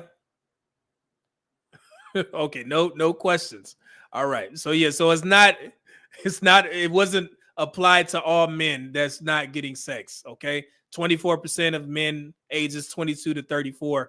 And it's not even that sexlessness is not because they're going out to the dating market and they're trying to date and women are saying no. It's just men who are opting out, are socially awkward, so they stay away. It's a lot of dudes that say that. I don't know what else. Okay, so this is the next thing that a lot of guys said. Career women have bad attitudes and aren't more desirable. Some commenters accuse me of treating career women as inherently stable or superior, ignoring what men say they actually want in a partner's behavior, failing to acknowledge attitude differences, their wording between career women and non-career women. And that's where I decided to put the poll out, because I don't think guys separate career women and boss chick women. I think it was in one pot. So if a woman has a career, men in these spaces automatically assume that she has this attitude of a boss chick. Is that fair? Let me see where the poll is at right now. Hold on. Let me see what you guys said in real time. So as of now, we have 71 votes. Most men, 58% of men said black women who simply has a career and is self-sufficient. That is a career woman. And 42% say boss chick, hyper independent woman. I don't need a man. So it's kind of close, actually. So now I'm starting to understand. So any woman with the career, a lot of guys, not the majority, but a lot of guys think that they are automatically career women based off them working. Fair? Okay. So I mean, if that's how you feel, I'll leave it at that. But I mean, I'm gonna address it, but yeah. Okay, let's go here. Was that 7? Yeah. All right, so this was another one. You guys said your argument ignored the male perspective on age dynamics. I didn't mention age, but they kept mentioning it. So the commenter claims Men often prefer younger women for biological or lifestyle reasons. They saw your point as implying older women are automatically better choices. And again, I didn't mention age, but that was a common narrative. They argue if a man chooses younger, that's his business. I agree. I don't know what was the issue with that, but all right. Y'all have any issue with that?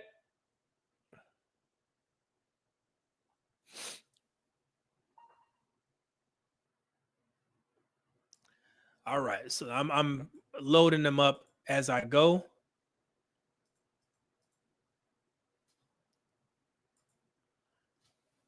All right. So people also said submission isn't inspired. It's taught in childhood. This commenter argues a woman doesn't learn submission from a man she dates.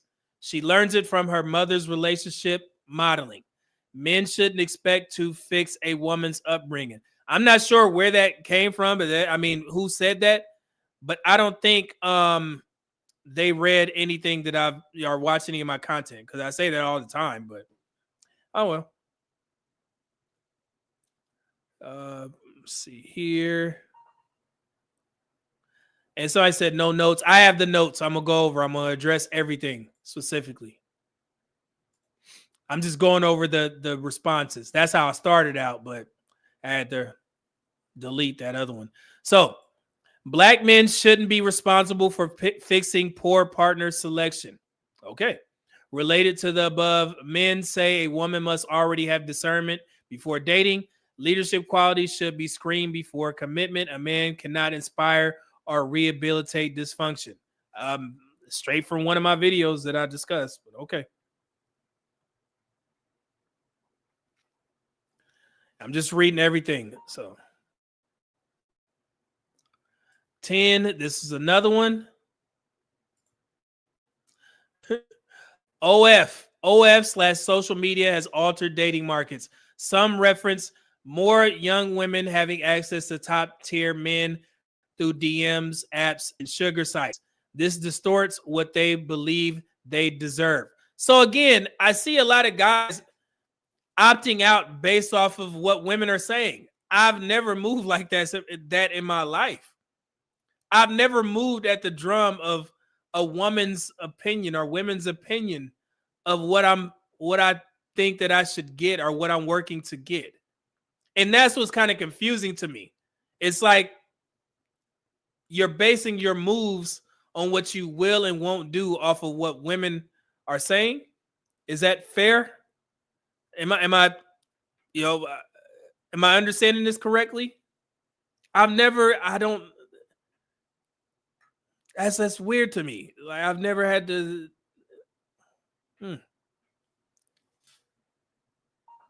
It's interesting.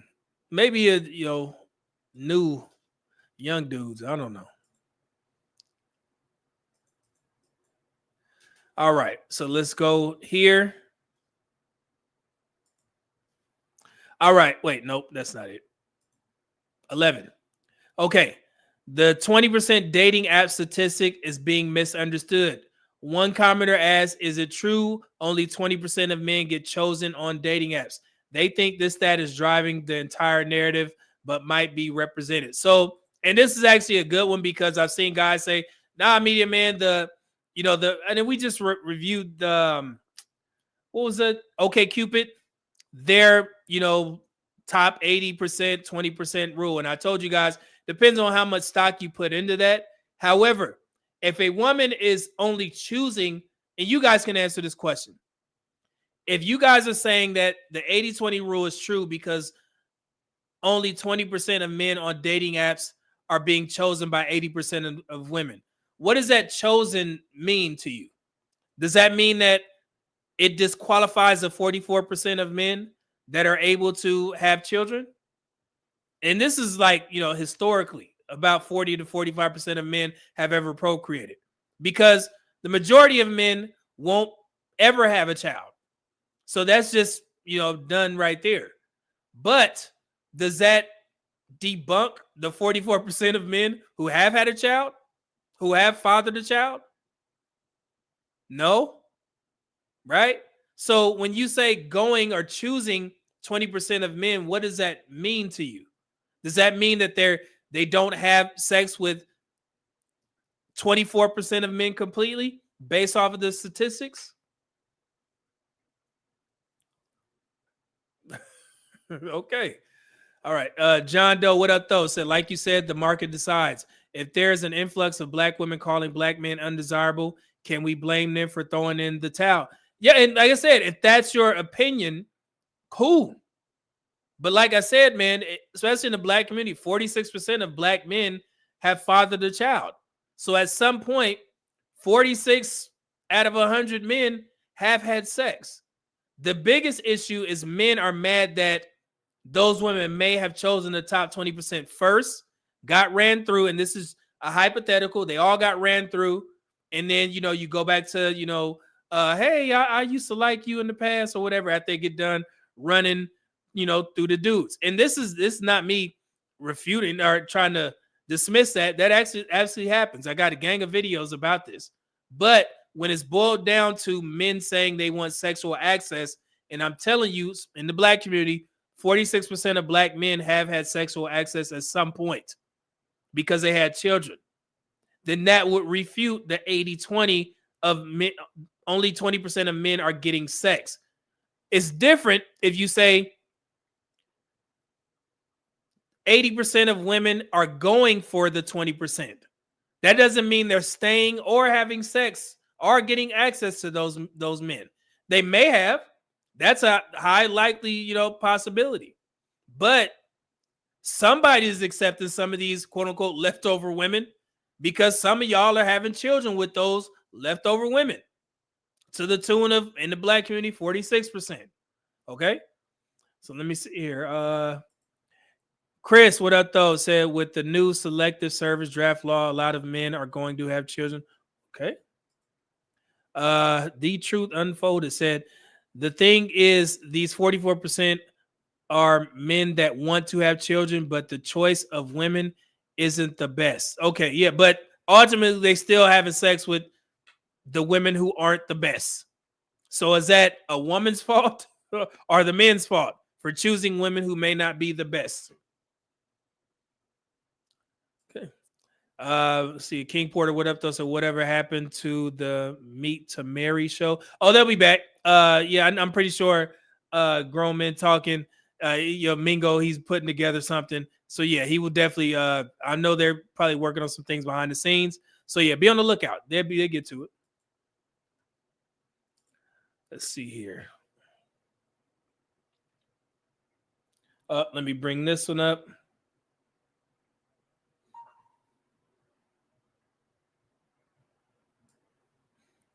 All right. Speaking of 44%, the guys also said in the comments, your 44% statistic fatherhood doesn't relate to modern dating. They believe that number spans all ages, not current markets. Dating dynamics for men 18 to 35 are different from the general population.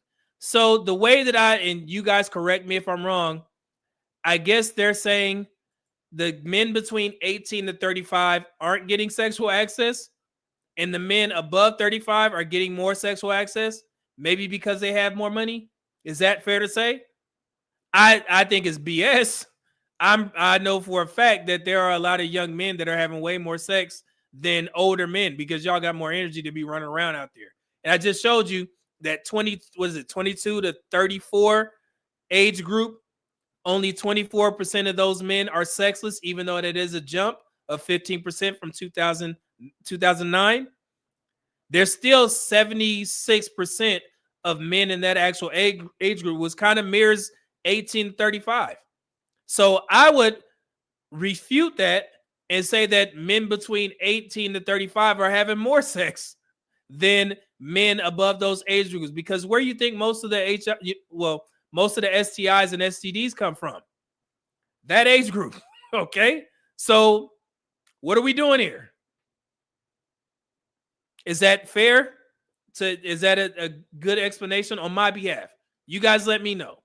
Okay. If you are under the impression that older men are having more sex with younger women than you guys are, you let me know. I think that's BS because, like I said, I see the STI and STD statistics all the time. So somebody's sneaking in, and let's not even, boil it down to college. My God. Hey, there's a lot going on out there. Let's say that much. Yeesh.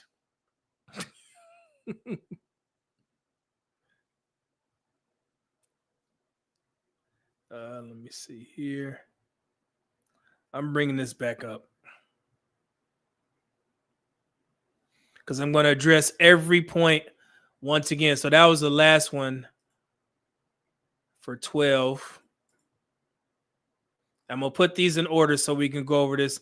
Yeah, I'm fleshing this out, man. I really want to talk about this. What was the issue? But y'all let me know. Let me see exactly where are the average men, aka the ones women don't desire, supposed to go.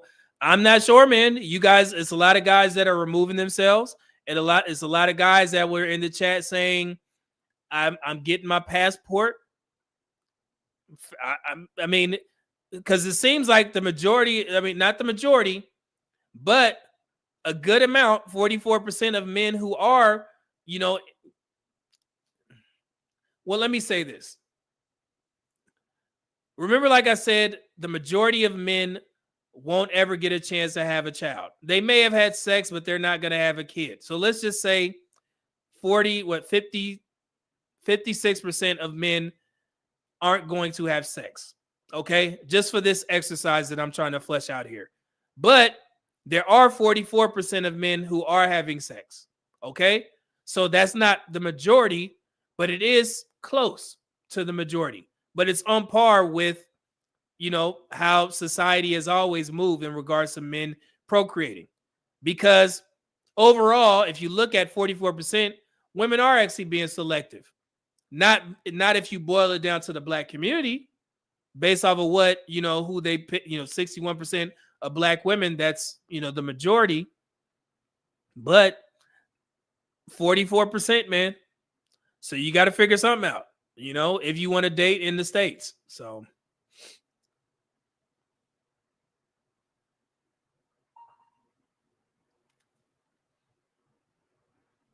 okay. Let me bring this one back up. All right, I'm going to put these in order real quick so I can address every point because I did that as well. Okay. One fish, two fish, red fish, blue fish, knick-knack, pay. Y'all didn't see Don't Be a Menace? Let's see here. My bacon smelly fine. This would have went so much smoother if I didn't have to delete all that stuff. But I have everything here. I'm just putting it in order. 1, 2, 3, 4, 5. Y'all, hey, put some solutions in the chat. If you think that you are being, left out of the dating market, give the guys in the chat who feel the same way some advice. I'm not going to even attempt to say that I have all the answers, but I'm just giving you the statistics. You do have a 44% chance of sneaking in somewhere. So 6, is that it? 5, 6, 7.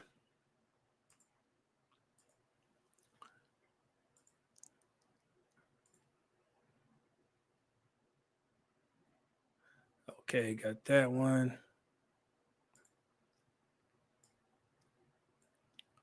Almost done.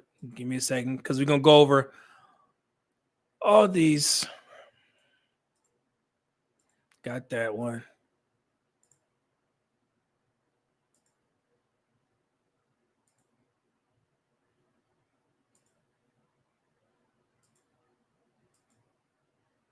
All right.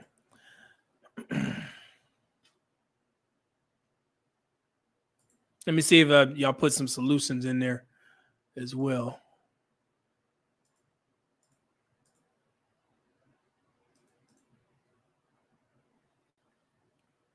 Let's see. Okay, Chris said most of these young ladies in the DMV area are giving the cookie away for free. You can go to DMV. Don't be a menace. John Doe said we appreciate all that you do, Mini Man. Appreciate that, man. Trying to help. Truth Unfolded said, and make it some actual useful advice. Don't be so cliche and condescending. Yeah, people, you see, people need help. TU. So, Joe, I hate that the solution is always get your. I remember they tried to cook me in the chat. I'm like, man, why y'all keep saying get your passport? What you mean?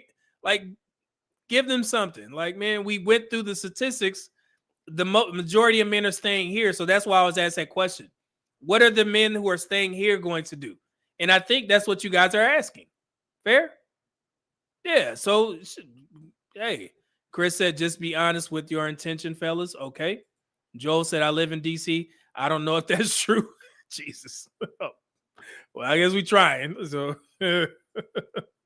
so let's break this down. Let's respond based off of what I was saying. So, first one was modern black women don't want the average man. So this argument collapses the moment you look at real world outcomes.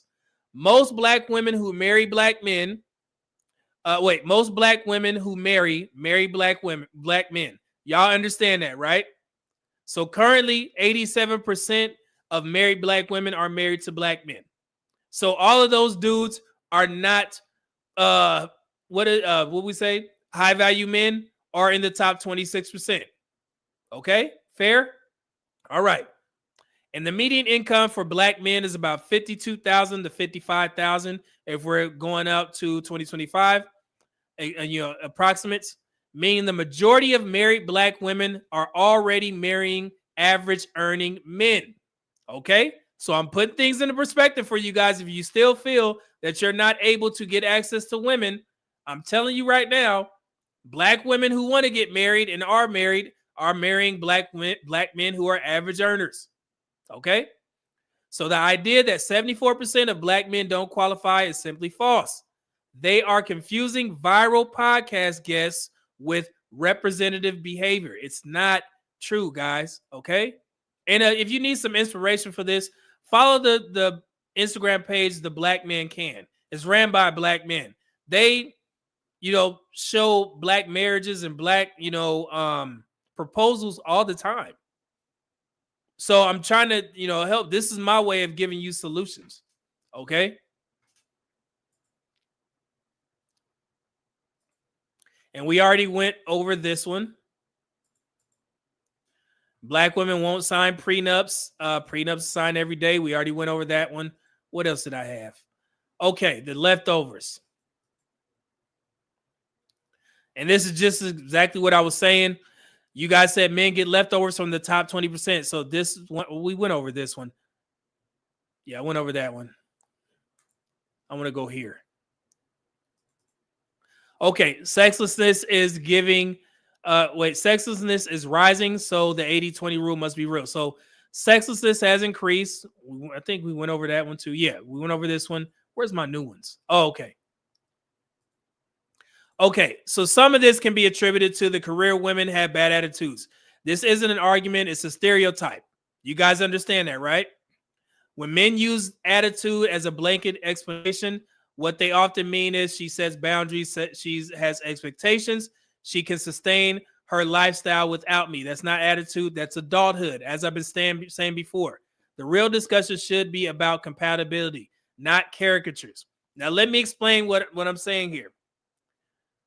I get it. I'm trying to separate, if it's even possible to do in these spaces, separate women who are just career women who have to be adults and work, and the boss chicks who have all of the attributes that you guys deem as negative. And I deem them as negative as well. But what I'm saying is there is a contingent of women who are just simply adults. They are financially stable, and they're not expecting you to pay all of their bills because they understand how marital dynamics work. Okay, that is unrealistic for a man who you're not living with to pay your bills in your house. I put out an image of that as well. It's funny, people liked it. Okay, so that's what I'm saying is you have to separate, you have to find, this is vetting process, what women are different from the boss chicks who just have to work. Okay, let's see here. So Joel said, and the rest of the advice is always get your money up, all to attract women who are likely only attracted to that wallet. We ain't supposed to lead with, yeah, and that's one. But I think men are talking about access to sex, okay? And I've done videos on this, but I don't think men are ready to be honest about that. When you tell men to get your money up, I don't think you're saying, I'm going to get my money up so I can get a better wife. You want to dibble a little bit, dibble and dabble. You want to sneak in a little bit when you get that money. But the truth of the matter is this: relying on getting your money up to a point where you can just be frivolous with it and spend it on booty, only a small percentage of men are able to do that. So why not just focus on improving day by day, month by month, year by year, and dealing with the women that are in your dating circle, because hopefully they will understand that you guys are, on the same dating level. Okay. So I get the thing. I'm not discouraging people to get their money up. Get your money up, but just be honest about why you're telling men to do that. You're not saying I'm getting my money up, so I can, get a wife. And and that should be it. But I think the majority of men are saying I need to get my money up so I can get sexual access to the women that the top 20% of men are getting access to. And that's, brother, I'm not here to shame you. I was running around. I'm not one of them dudes that's gonna sit there and lie to y'all. Hey, I regret every time that I was young and I was sneaking in with these women. I regret it, brother. I know what I was doing. Okay. So yeah. So you grow out of that, but at the time, you couldn't tell me no different. Just protect yourself. We all went through it. It is what it is, man. Okay, Christopher said, Joel, if we weren't too tired tonight, Georgetown is one of my favorite spots. DuPont Circle is another spot. Yeah, I love Georgetown. Yeah, I've mentioned that before. Okay, John Doe said, my issue is that so many black women buy into the nonsense that social media feeds them. It seems like our black counterparts hate us. Not only that, they put us down every chance they get. And if anybody knows this, I do. Okay, I see it all the time. I get tagged in certain shit. I'm like, man, I address this. But yes, I understand what you're saying. However, I told you, black men have already put their plan into place. The whole leadership thing, right? That's one of the main things that the black community talks about, where black women, the reason why black women are like this is because of black men and their poor leadership. But if I'm telling you that more black men are marrying out, then that's a sign that black men are putting that leadership into place.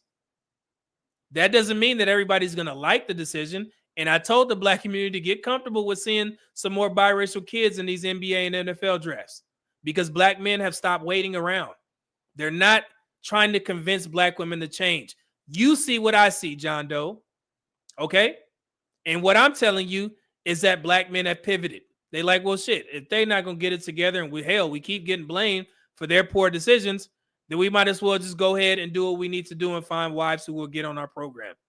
And that's exactly what black men are doing, to the tune of 21% of married black men are now married to non-black women. So that's 1 in 5. So I would say that's a huge jump. Okay. Here it is. Joe said, so what are we supposed to do about the fact that while average people might marry each other, this ain't what is coming out of people's mouths on this dating market? If people are talking BS, yeah, and you should. But as I stated before, social media, and I hate to use this because it's so cliche, man, but social media is not indicative of all real life. I will say that much. Based off of the marriage numbers across the board, not just in the black community.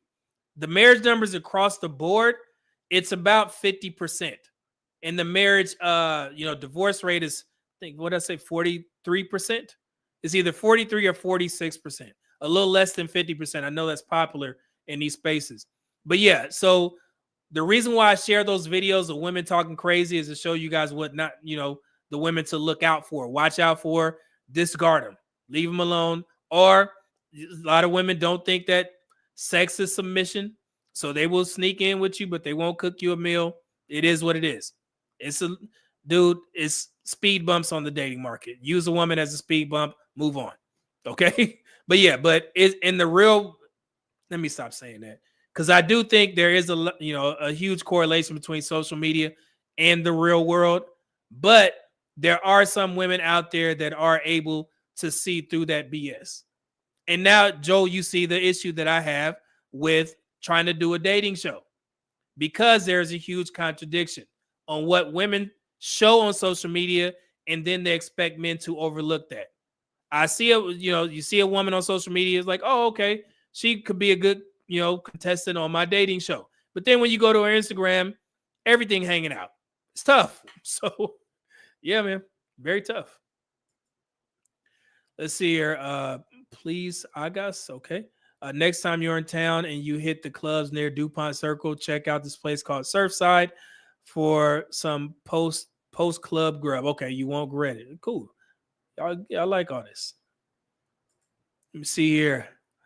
TU says the thing is, and I had to learn this, it's not about the money, it's about the mindset. There are women that will deal with a man that is broke if she believes in his plan. Yeah, and that's the ultimate thing. But it may be tough, needle in a haystack. But for black men, you know what the uncomfortable truth is? And this is for the whole chat. This is what I've learned, man. And William, we talked about this before. A lot of black men are just disappointed in black women. That's what I've learned. Because the gripes that you guys have about how black women are moving on the dating market are real. But you guys wouldn't mention them if you didn't care. A lot of black men just want black women to just act right. Seriously. And I think that's what bothers a lot of black men. And you just have to, you face the harsh reality that that's just how they are. And it's really nothing I can do. So I'm just stuck between a rock and a hard place. Because the majority of black men, your preference is black women. So if you get that advice in the chat from men saying, well, just date out. Just go overseas and find another type of black woman, or date a white woman, date a Hispanic woman. A lot of black men don't want to do that. And I know it's not a lot of guys that will admit that, but y'all still have hope to find a black woman. And there's nothing wrong with that. But you're stuck between a rock and a hard place. Because you're like, well, damn, if they're not going to act right, what the hell do I do? I don't want to be with a white woman. I don't want to be with a Hispanic woman. I want a black woman. And you like kind of waiting around, kind of playing hopscotch, so to speak, jumping in, jumping out. But then every day you see another narrative of a black woman saying black men ain't shit. And it's like, well, damn, this pulls me to this side. But I don't even really want to date these women. And some black men, a lot of non-black women are attracted to you. But you just like, shit, I'm really not attracted to these other women. I love black women, but black women won't act right. And that's a real gripe. That's the only thing that I could address. I acknowledge that is a huge issue. It is tough. I know it's tough for y'all, man. Damn. Let's see here.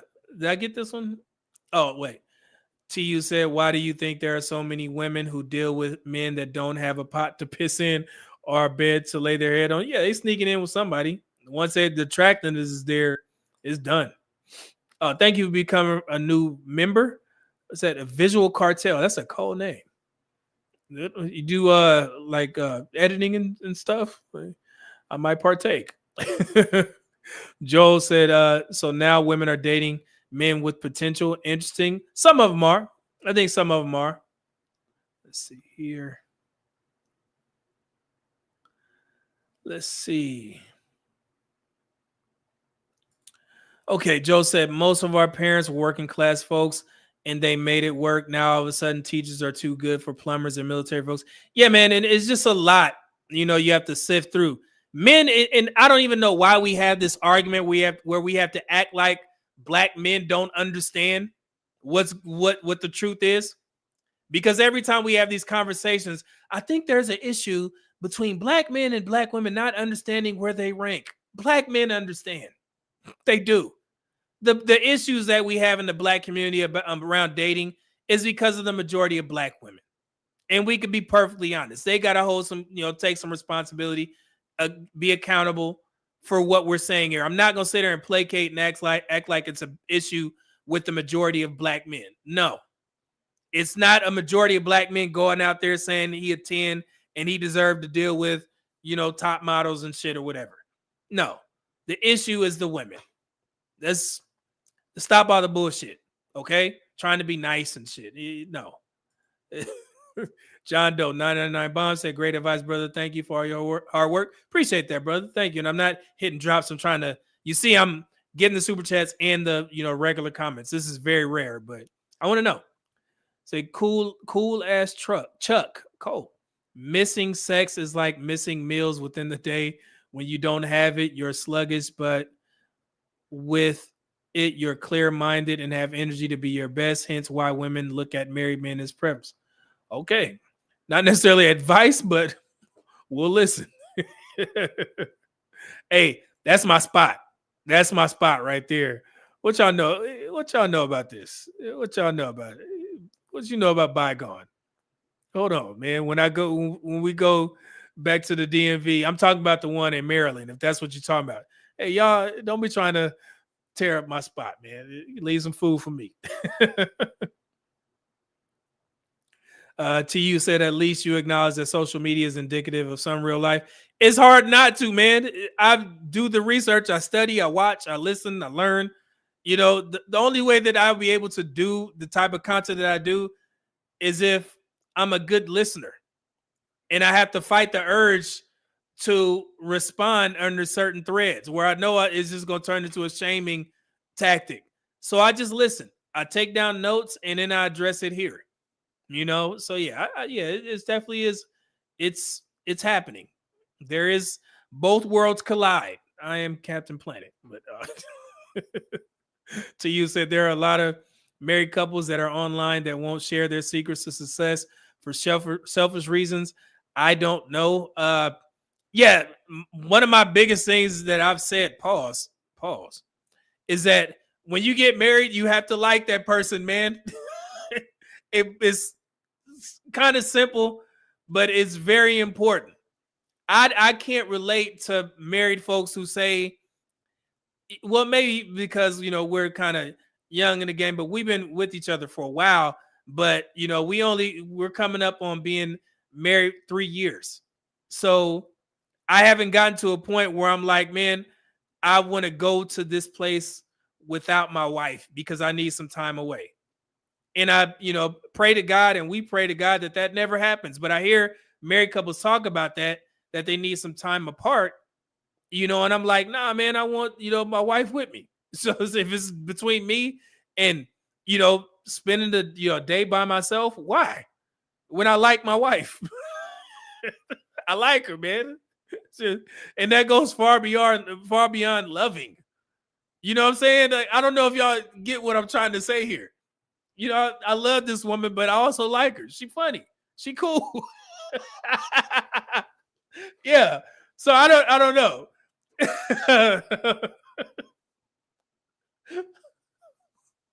Yeah, hey, every day is an adventure. You know what I'm saying?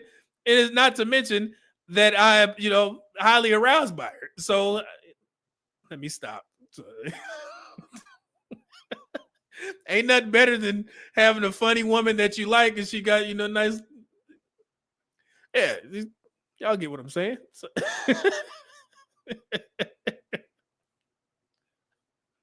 All right. Let's see here. Will, what up though? 1999 Bomb said that's the right word, media man. Act right. Yeah. Ultimately, my brothers, you got to stay on your grind and find the right one. All this complaining and pessimism is for the women. Make sure you're ready when you're finer. Yeah, that's all. That's some great advice. Make sure you prepared. Shit. While you complaining about women, but make sure you're in a position to accept a good woman if she comes your way. Have a plan, and I don't know, man. You got to be prepared. So yeah, thank you, William. Let's see here. Let's see. Yeah, thank you, Mona. Yeah, social media is data. It absolutely is. Chris said, fellas, there's a difference between dating and courting. Absolutely. So you finna be on the couch? No, I don't know. What? Yeah. But yeah. I'm not trying to put everything out there. I don't want to get respectfully cursed out. It's very proper. So okay. Christopher, dating, you are just having fun, and courting, you are looking for a long-term relationship. Okay. Cool. Yeah, man. So yeah, and with men, it's just about respect. And that woman has to believe in you. She got to rock with you. She don't question your judgment. And that's based off of how you've moved once you're, like you guys said, in the courting process. Everything that let's be realistic here. Let's have a talk about marriage. Guys, let me talk to you. Because I know, shout out to DJ Hant, where he says, on social media, everybody likes to make it seem like, they wear their drawers on the outside of their pants. Everybody is superhero. They do no wrong. It's not true. Okay? I was about to say, man, make sure you are a man of your word every time. Sometimes you're not able to keep your word. But you know what helps is when you explain why you weren't able to keep your word. If it's just as simple as you forgot and let me go ahead and do that, then do it. Okay? But for the majority of the time, if you say that you're going to do something, do it. But sometimes you won't be able to. That's realistic marriage. Okay? Sometimes you get sidetracked. Sometimes you don't go out there and you just forget. It is what it is. But if you have a woman that rocks with you, she understands you. She understands that this is out of your character. This guy don't do this all the time. So yeah, I'm going to give him a somewhat pass because I know he's going to make it up, or he's going to explain why he wasn't able to grab whatever I asked him to grab before he came home from work. That's realistic, bro. Okay?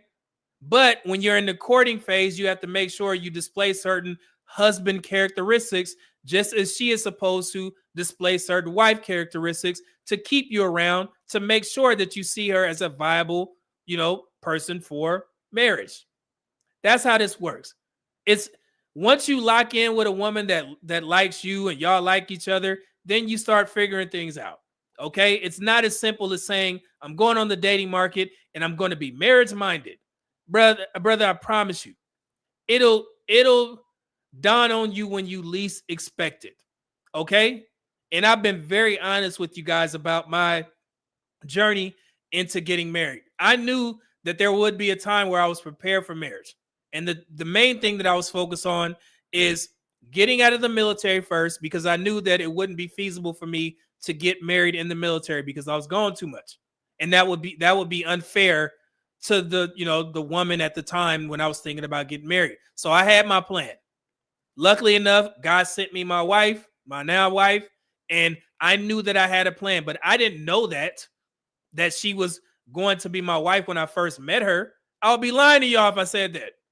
You know what I'm saying? I meet her in the gym. I'm looking at this beautiful woman. She walk away and I'm like, oh. But I'm like, man, here we go. Here we go. And yeah, so we start rocking with each other, and everything was great. She was an amazing woman. I didn't figure out that, hey man, this woman could be my wife until I told you guys that on the tail end of my military career, I got orders to Cannon Air Force Base, my final AFSOC base, Air Force Special Operations Center. It's command, my bad. And I got orders to Cannon Air Force Base in New Mexico, of all places. This is off the heels of me being stationed at the Pentagon for 4 years, where we had a chance to enjoy each other and have a good time, right? Okay? So just think about that change. Going from the Pentagon, the DMV, top of the top. Now I got to go back and do my last 2 years in AFSOC, right? To where I'm going to be gone. But when I told my wife, hey, I just got orders to New Mexico of all places. She didn't cry. She didn't get pissed off. What are we going to do? You know what she said? Oh, I've never been to New Mexico. Let me start getting my points ready because I'm going to be out there every month. And I was like, yeah. Yeah. I was like, oh, okay. Yeah, let's do that. And it was as simple as that. And my mind immediately clicked. I was like, this is new. You all right. Okay. And that's when my mind clicked. And I was like, okay. I think I could lock in with this one. And it was that simple. And then I started, we started to ramp it up and get more serious and stuff like that, even though we were already serious. But yeah, it was that serious. It was that simple, guys. So I'm not going to lie to you and say that I was, vetting every woman for marriage material. No, I don't even know how that works. I think that would be too much pressure.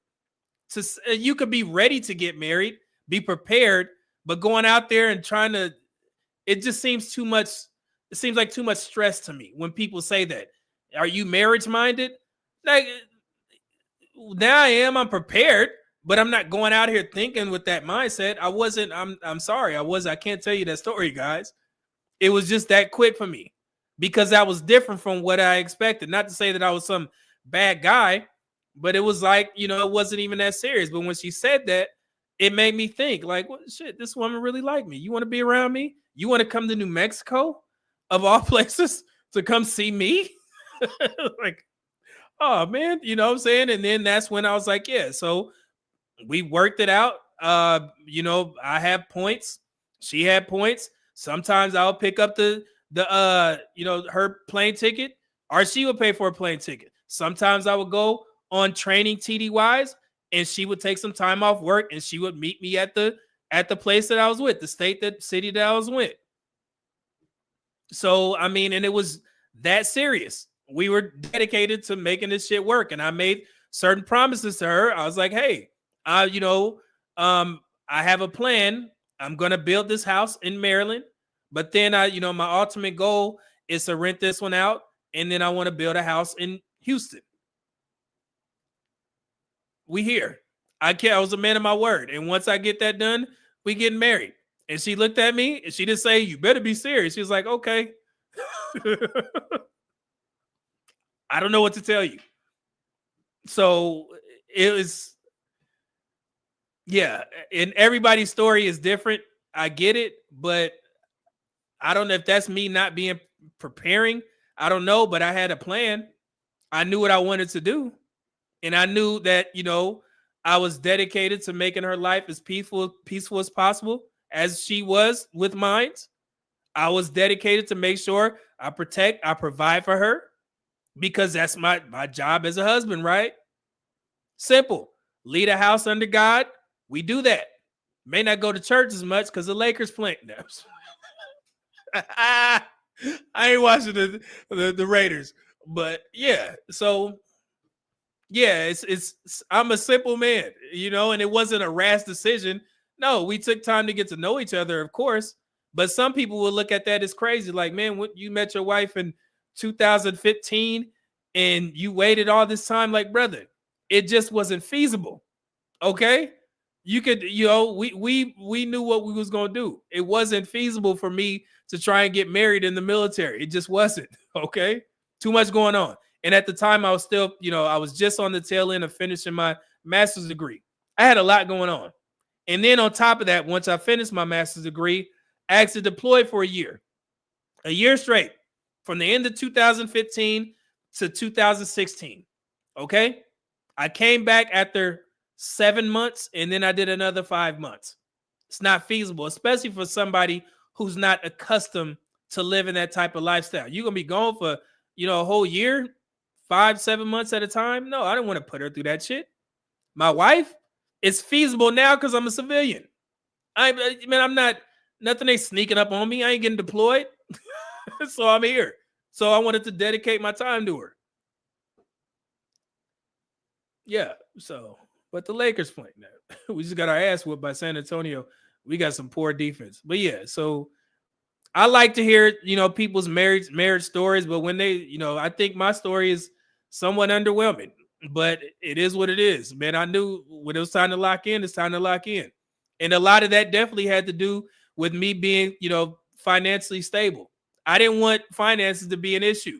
Finances ain't an issue over here. Okay? Because I told you guys, when I met her, she was making way more money than me. I was in the military. I wasn't pulling in ducats like that. I didn't, I had just started investing, just learned how to invest. Met her. She knew how to invest. She knew how to grow money. Cool. We talk about that. We ain't just, I'm finna say something, but, but yeah, so it was just feasible, my plan. So you just try and be a man of your word. And if you can't see something through, make sure you explain. And I say this all the time.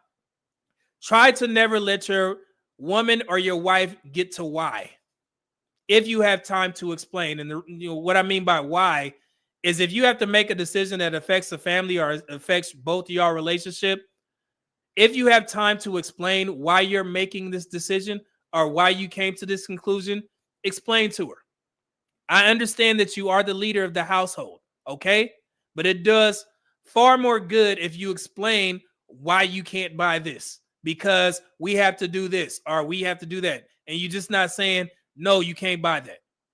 But once you have that equity build up, so to speak, if you have to act, like quickly, she already trusts you. She already know that you have the best interest of the home, in your decision. So you make the decision. She's not going to question you. Okay. But you have to, build up that level of trust with each other. And I'm speaking to the men, and I know women talk to, women. But from the male perspective, yeah, certain things that you have to do, if you want to get married. Okay. So try to, not let your wife get to why. Try not to go to sleep angry if you guys had an argument or some shit like that. And one of the biggest things that I see where a lot of married folks suffer, when y'all argue, y'all insult each other. You talk shit about each other. That is all bad. Don't ever do that. And say that it was because you was angry. That's a cause for divorce. Okay? Especially, like I said, if you're a chubby dude and you get into an argument with your wife, that's why your fat ass can't walk up the stairs. You're like, I didn't know you felt like that. You just said you love my rose. Now you're like, wait. And then she was like, when y'all make up, she's like, I was just playing, baby. I didn't mean it. I was just angry. You like, oh no. Wait. What you mean you didn't mean that? You just said you like my titties. Oh yeah, now you looking at her crazy. You can't do that, man. People, you can't just go off and fly out the handle and talk shit about each other. Look at your stretch marks, though. You gotta, when you tighten your belt, it's hanging out over there, and then she's mad at you for saying that, and then you come back, baby, nah, hey, I was just playing, I love you, Rose. That don't work in marriage, man. People don't forget shit, bro. So when you keep it respectful, if you need to take a break from each other and to calm down before you say something crazy, take you an hour in separate rooms, calm down, and then you bring your happy ass back so we can address this shit right now. You don't do silent treatments. Married folks living in the same house, not speaking to each other. I seen that damn TikTok video. My husband hasn't spoken to me in 2 weeks. What? In my house? Please. You ain't gonna speak to me for 2 weeks in my own house and we walking past each other? No, we gonna talk about this shit right now. It ain't gonna be no day where we don't speak to each other. What kind of shit is that? That's the funniest shit ever. And that woman got up there. You told us. Oh my God. You told us about this story. So my husband ain't spoke to me in 2 weeks. What y'all got going on? Everyone's Reek $5 Super Chat said one day we're going to be watching the Media Man live and a black hand is going to come off the screen. and tapped the back and said, "Yeah, man." And you know what's funny? I have a huge thing about bringing my wife on camera, man. I was thinking about doing it. I have shared some content of places where we went. She showing off her little ring and shit or whatever. But yeah, I've done videos. She's been in videos before. But yeah, man, and this is even before the whole Akash shit. My wife ain't nowhere near that shit. But I'm not in the business of trying to, do all that shit just for social media. I don't know. Never been that. So yeah. But one of these days it may be a shoe or something. So Pretty boy 79. Man, thank you for the 5 Media Man memberships. As always, you and Oliver, man, y'all are holding it down for the memberships. Yeah. Beginning of the year, we going live, baby. The memberships. Thank you, brother. If you were so lucky to grab one of those memberships, please thank Pretty Boy. Thank you. My guy. Let me see here. There you go. Pretty Boy, $10 bomb said, brother, where did you get that tie? Oh, this is funny, man. I got this tie from. Has anybody ever been to Brazil? Who's been to Brazil here? Brazil? Anyone? There's a store in that. I forgot the mall in Rio. Big mall, the biggest mall I think in Rio, right? It's a store in there called Sakura Brothers. If y'all, it's a men's, fashion, like a suit store. Sakura Brothers. I think I'm spelling it.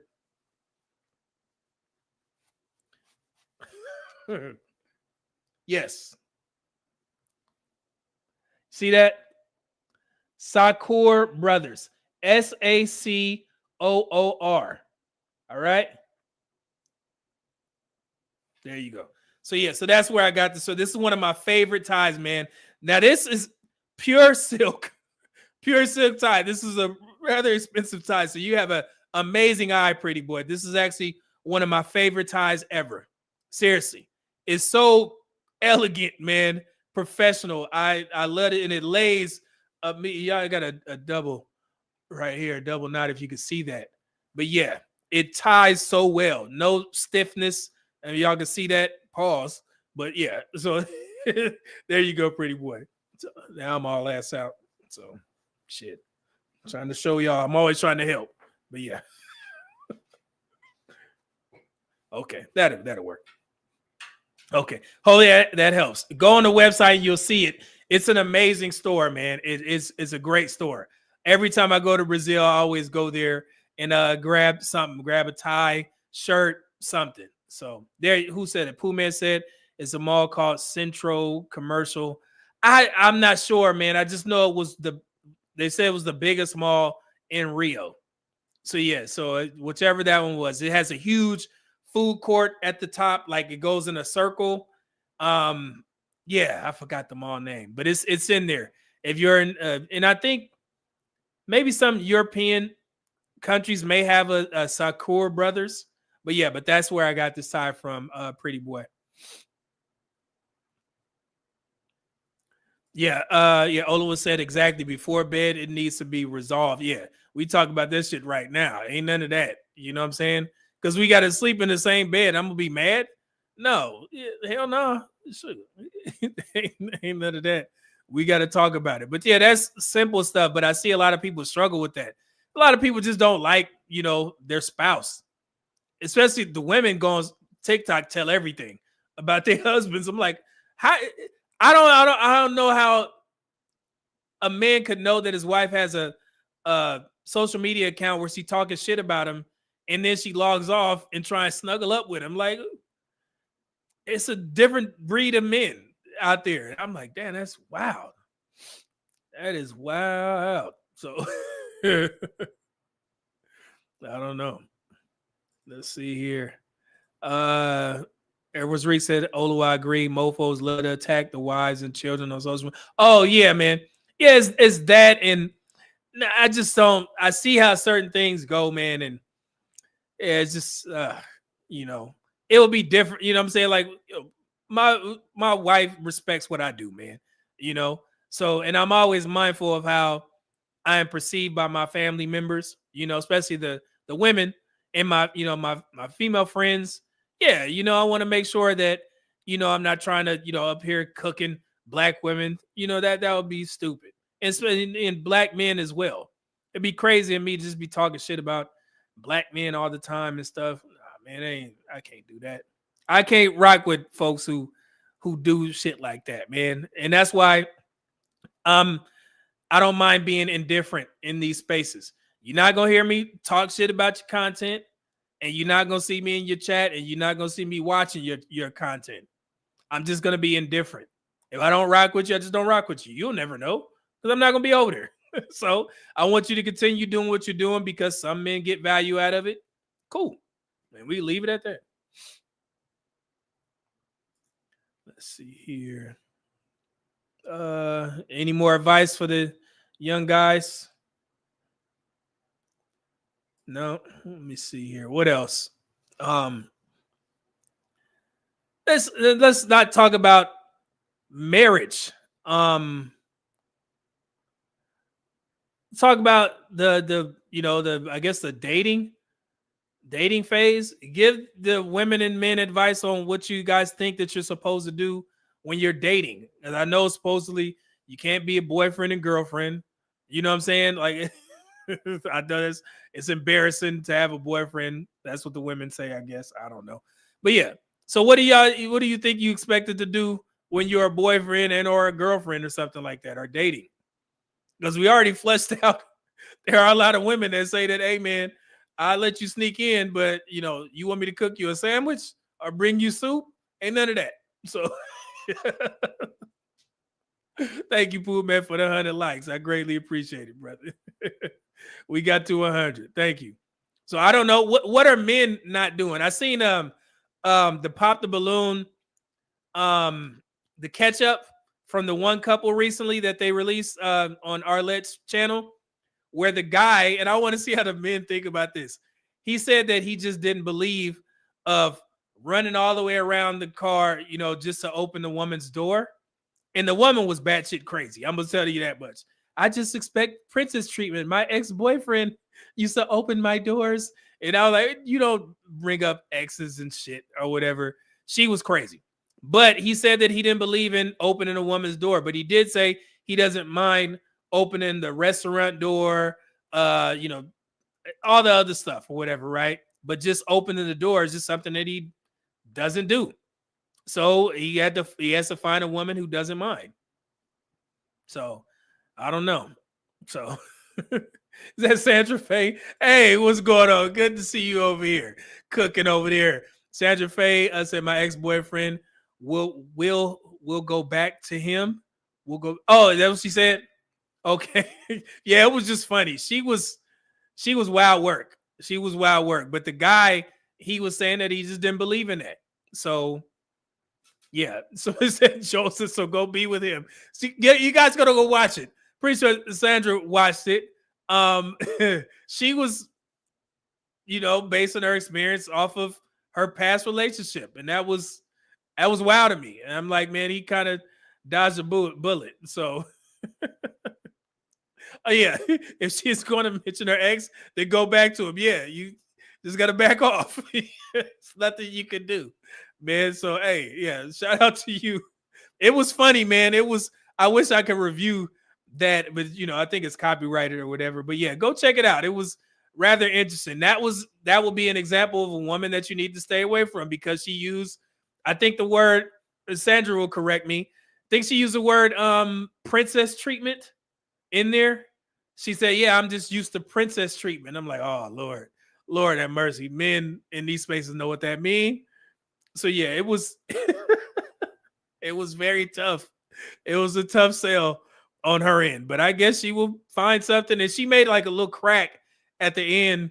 I just need to find a man who will give me princess treatment or open doors or something like that. Yeah, it was pretty good. So oh man, but tomorrow, man, we're gonna do a review of the old Rolanda show. And I think, we kind of seen on this show, we're gonna, I guess, showcase Lil Kim. Lil Kim, she kind of ushered in the raunchy rap on the women's behalf, and she actually addresses it with Rolanda. And the people who stuck up for her was, for her music was rather telling on both ends. I will say that much, but you guys definitely enjoy that. I'm gonna try and find some. It's not hard. It's not hard to find some clips from the Love Connection. So I may clip some of that in there. But I want to see. I want you guys to see what Lil' Kim had to say about her raunchy lyrics, and is she responsible for the whole City Girl movement? So it's gonna be pretty good. I think this is actually requested by one of my friends. I want to check this. I want to let you guys see it. Okay. So yeah, let's see here. We get everything. The women, somebody see you said the women lineups have been struggling as of late. I haven't seen the full show yet. I did start watching. I sent some clips of my homeboys, and but I didn't finish it. I got to check it out and see what happened. Dante Bryant, $5 bomb, said, every man has his thing, medium man. If I ever decide to get married, I could never see myself getting on my knees to propose. No way. Jesus. I mean, you got it, brother. You just got to find a woman who aligns. But that's just you a tough brother, man. But you have to understand you're gonna be doing far more when you get married. So getting on one knee and proposing to your wife is like probably the least. I mean, you have a lot of responsibility as a husband, okay?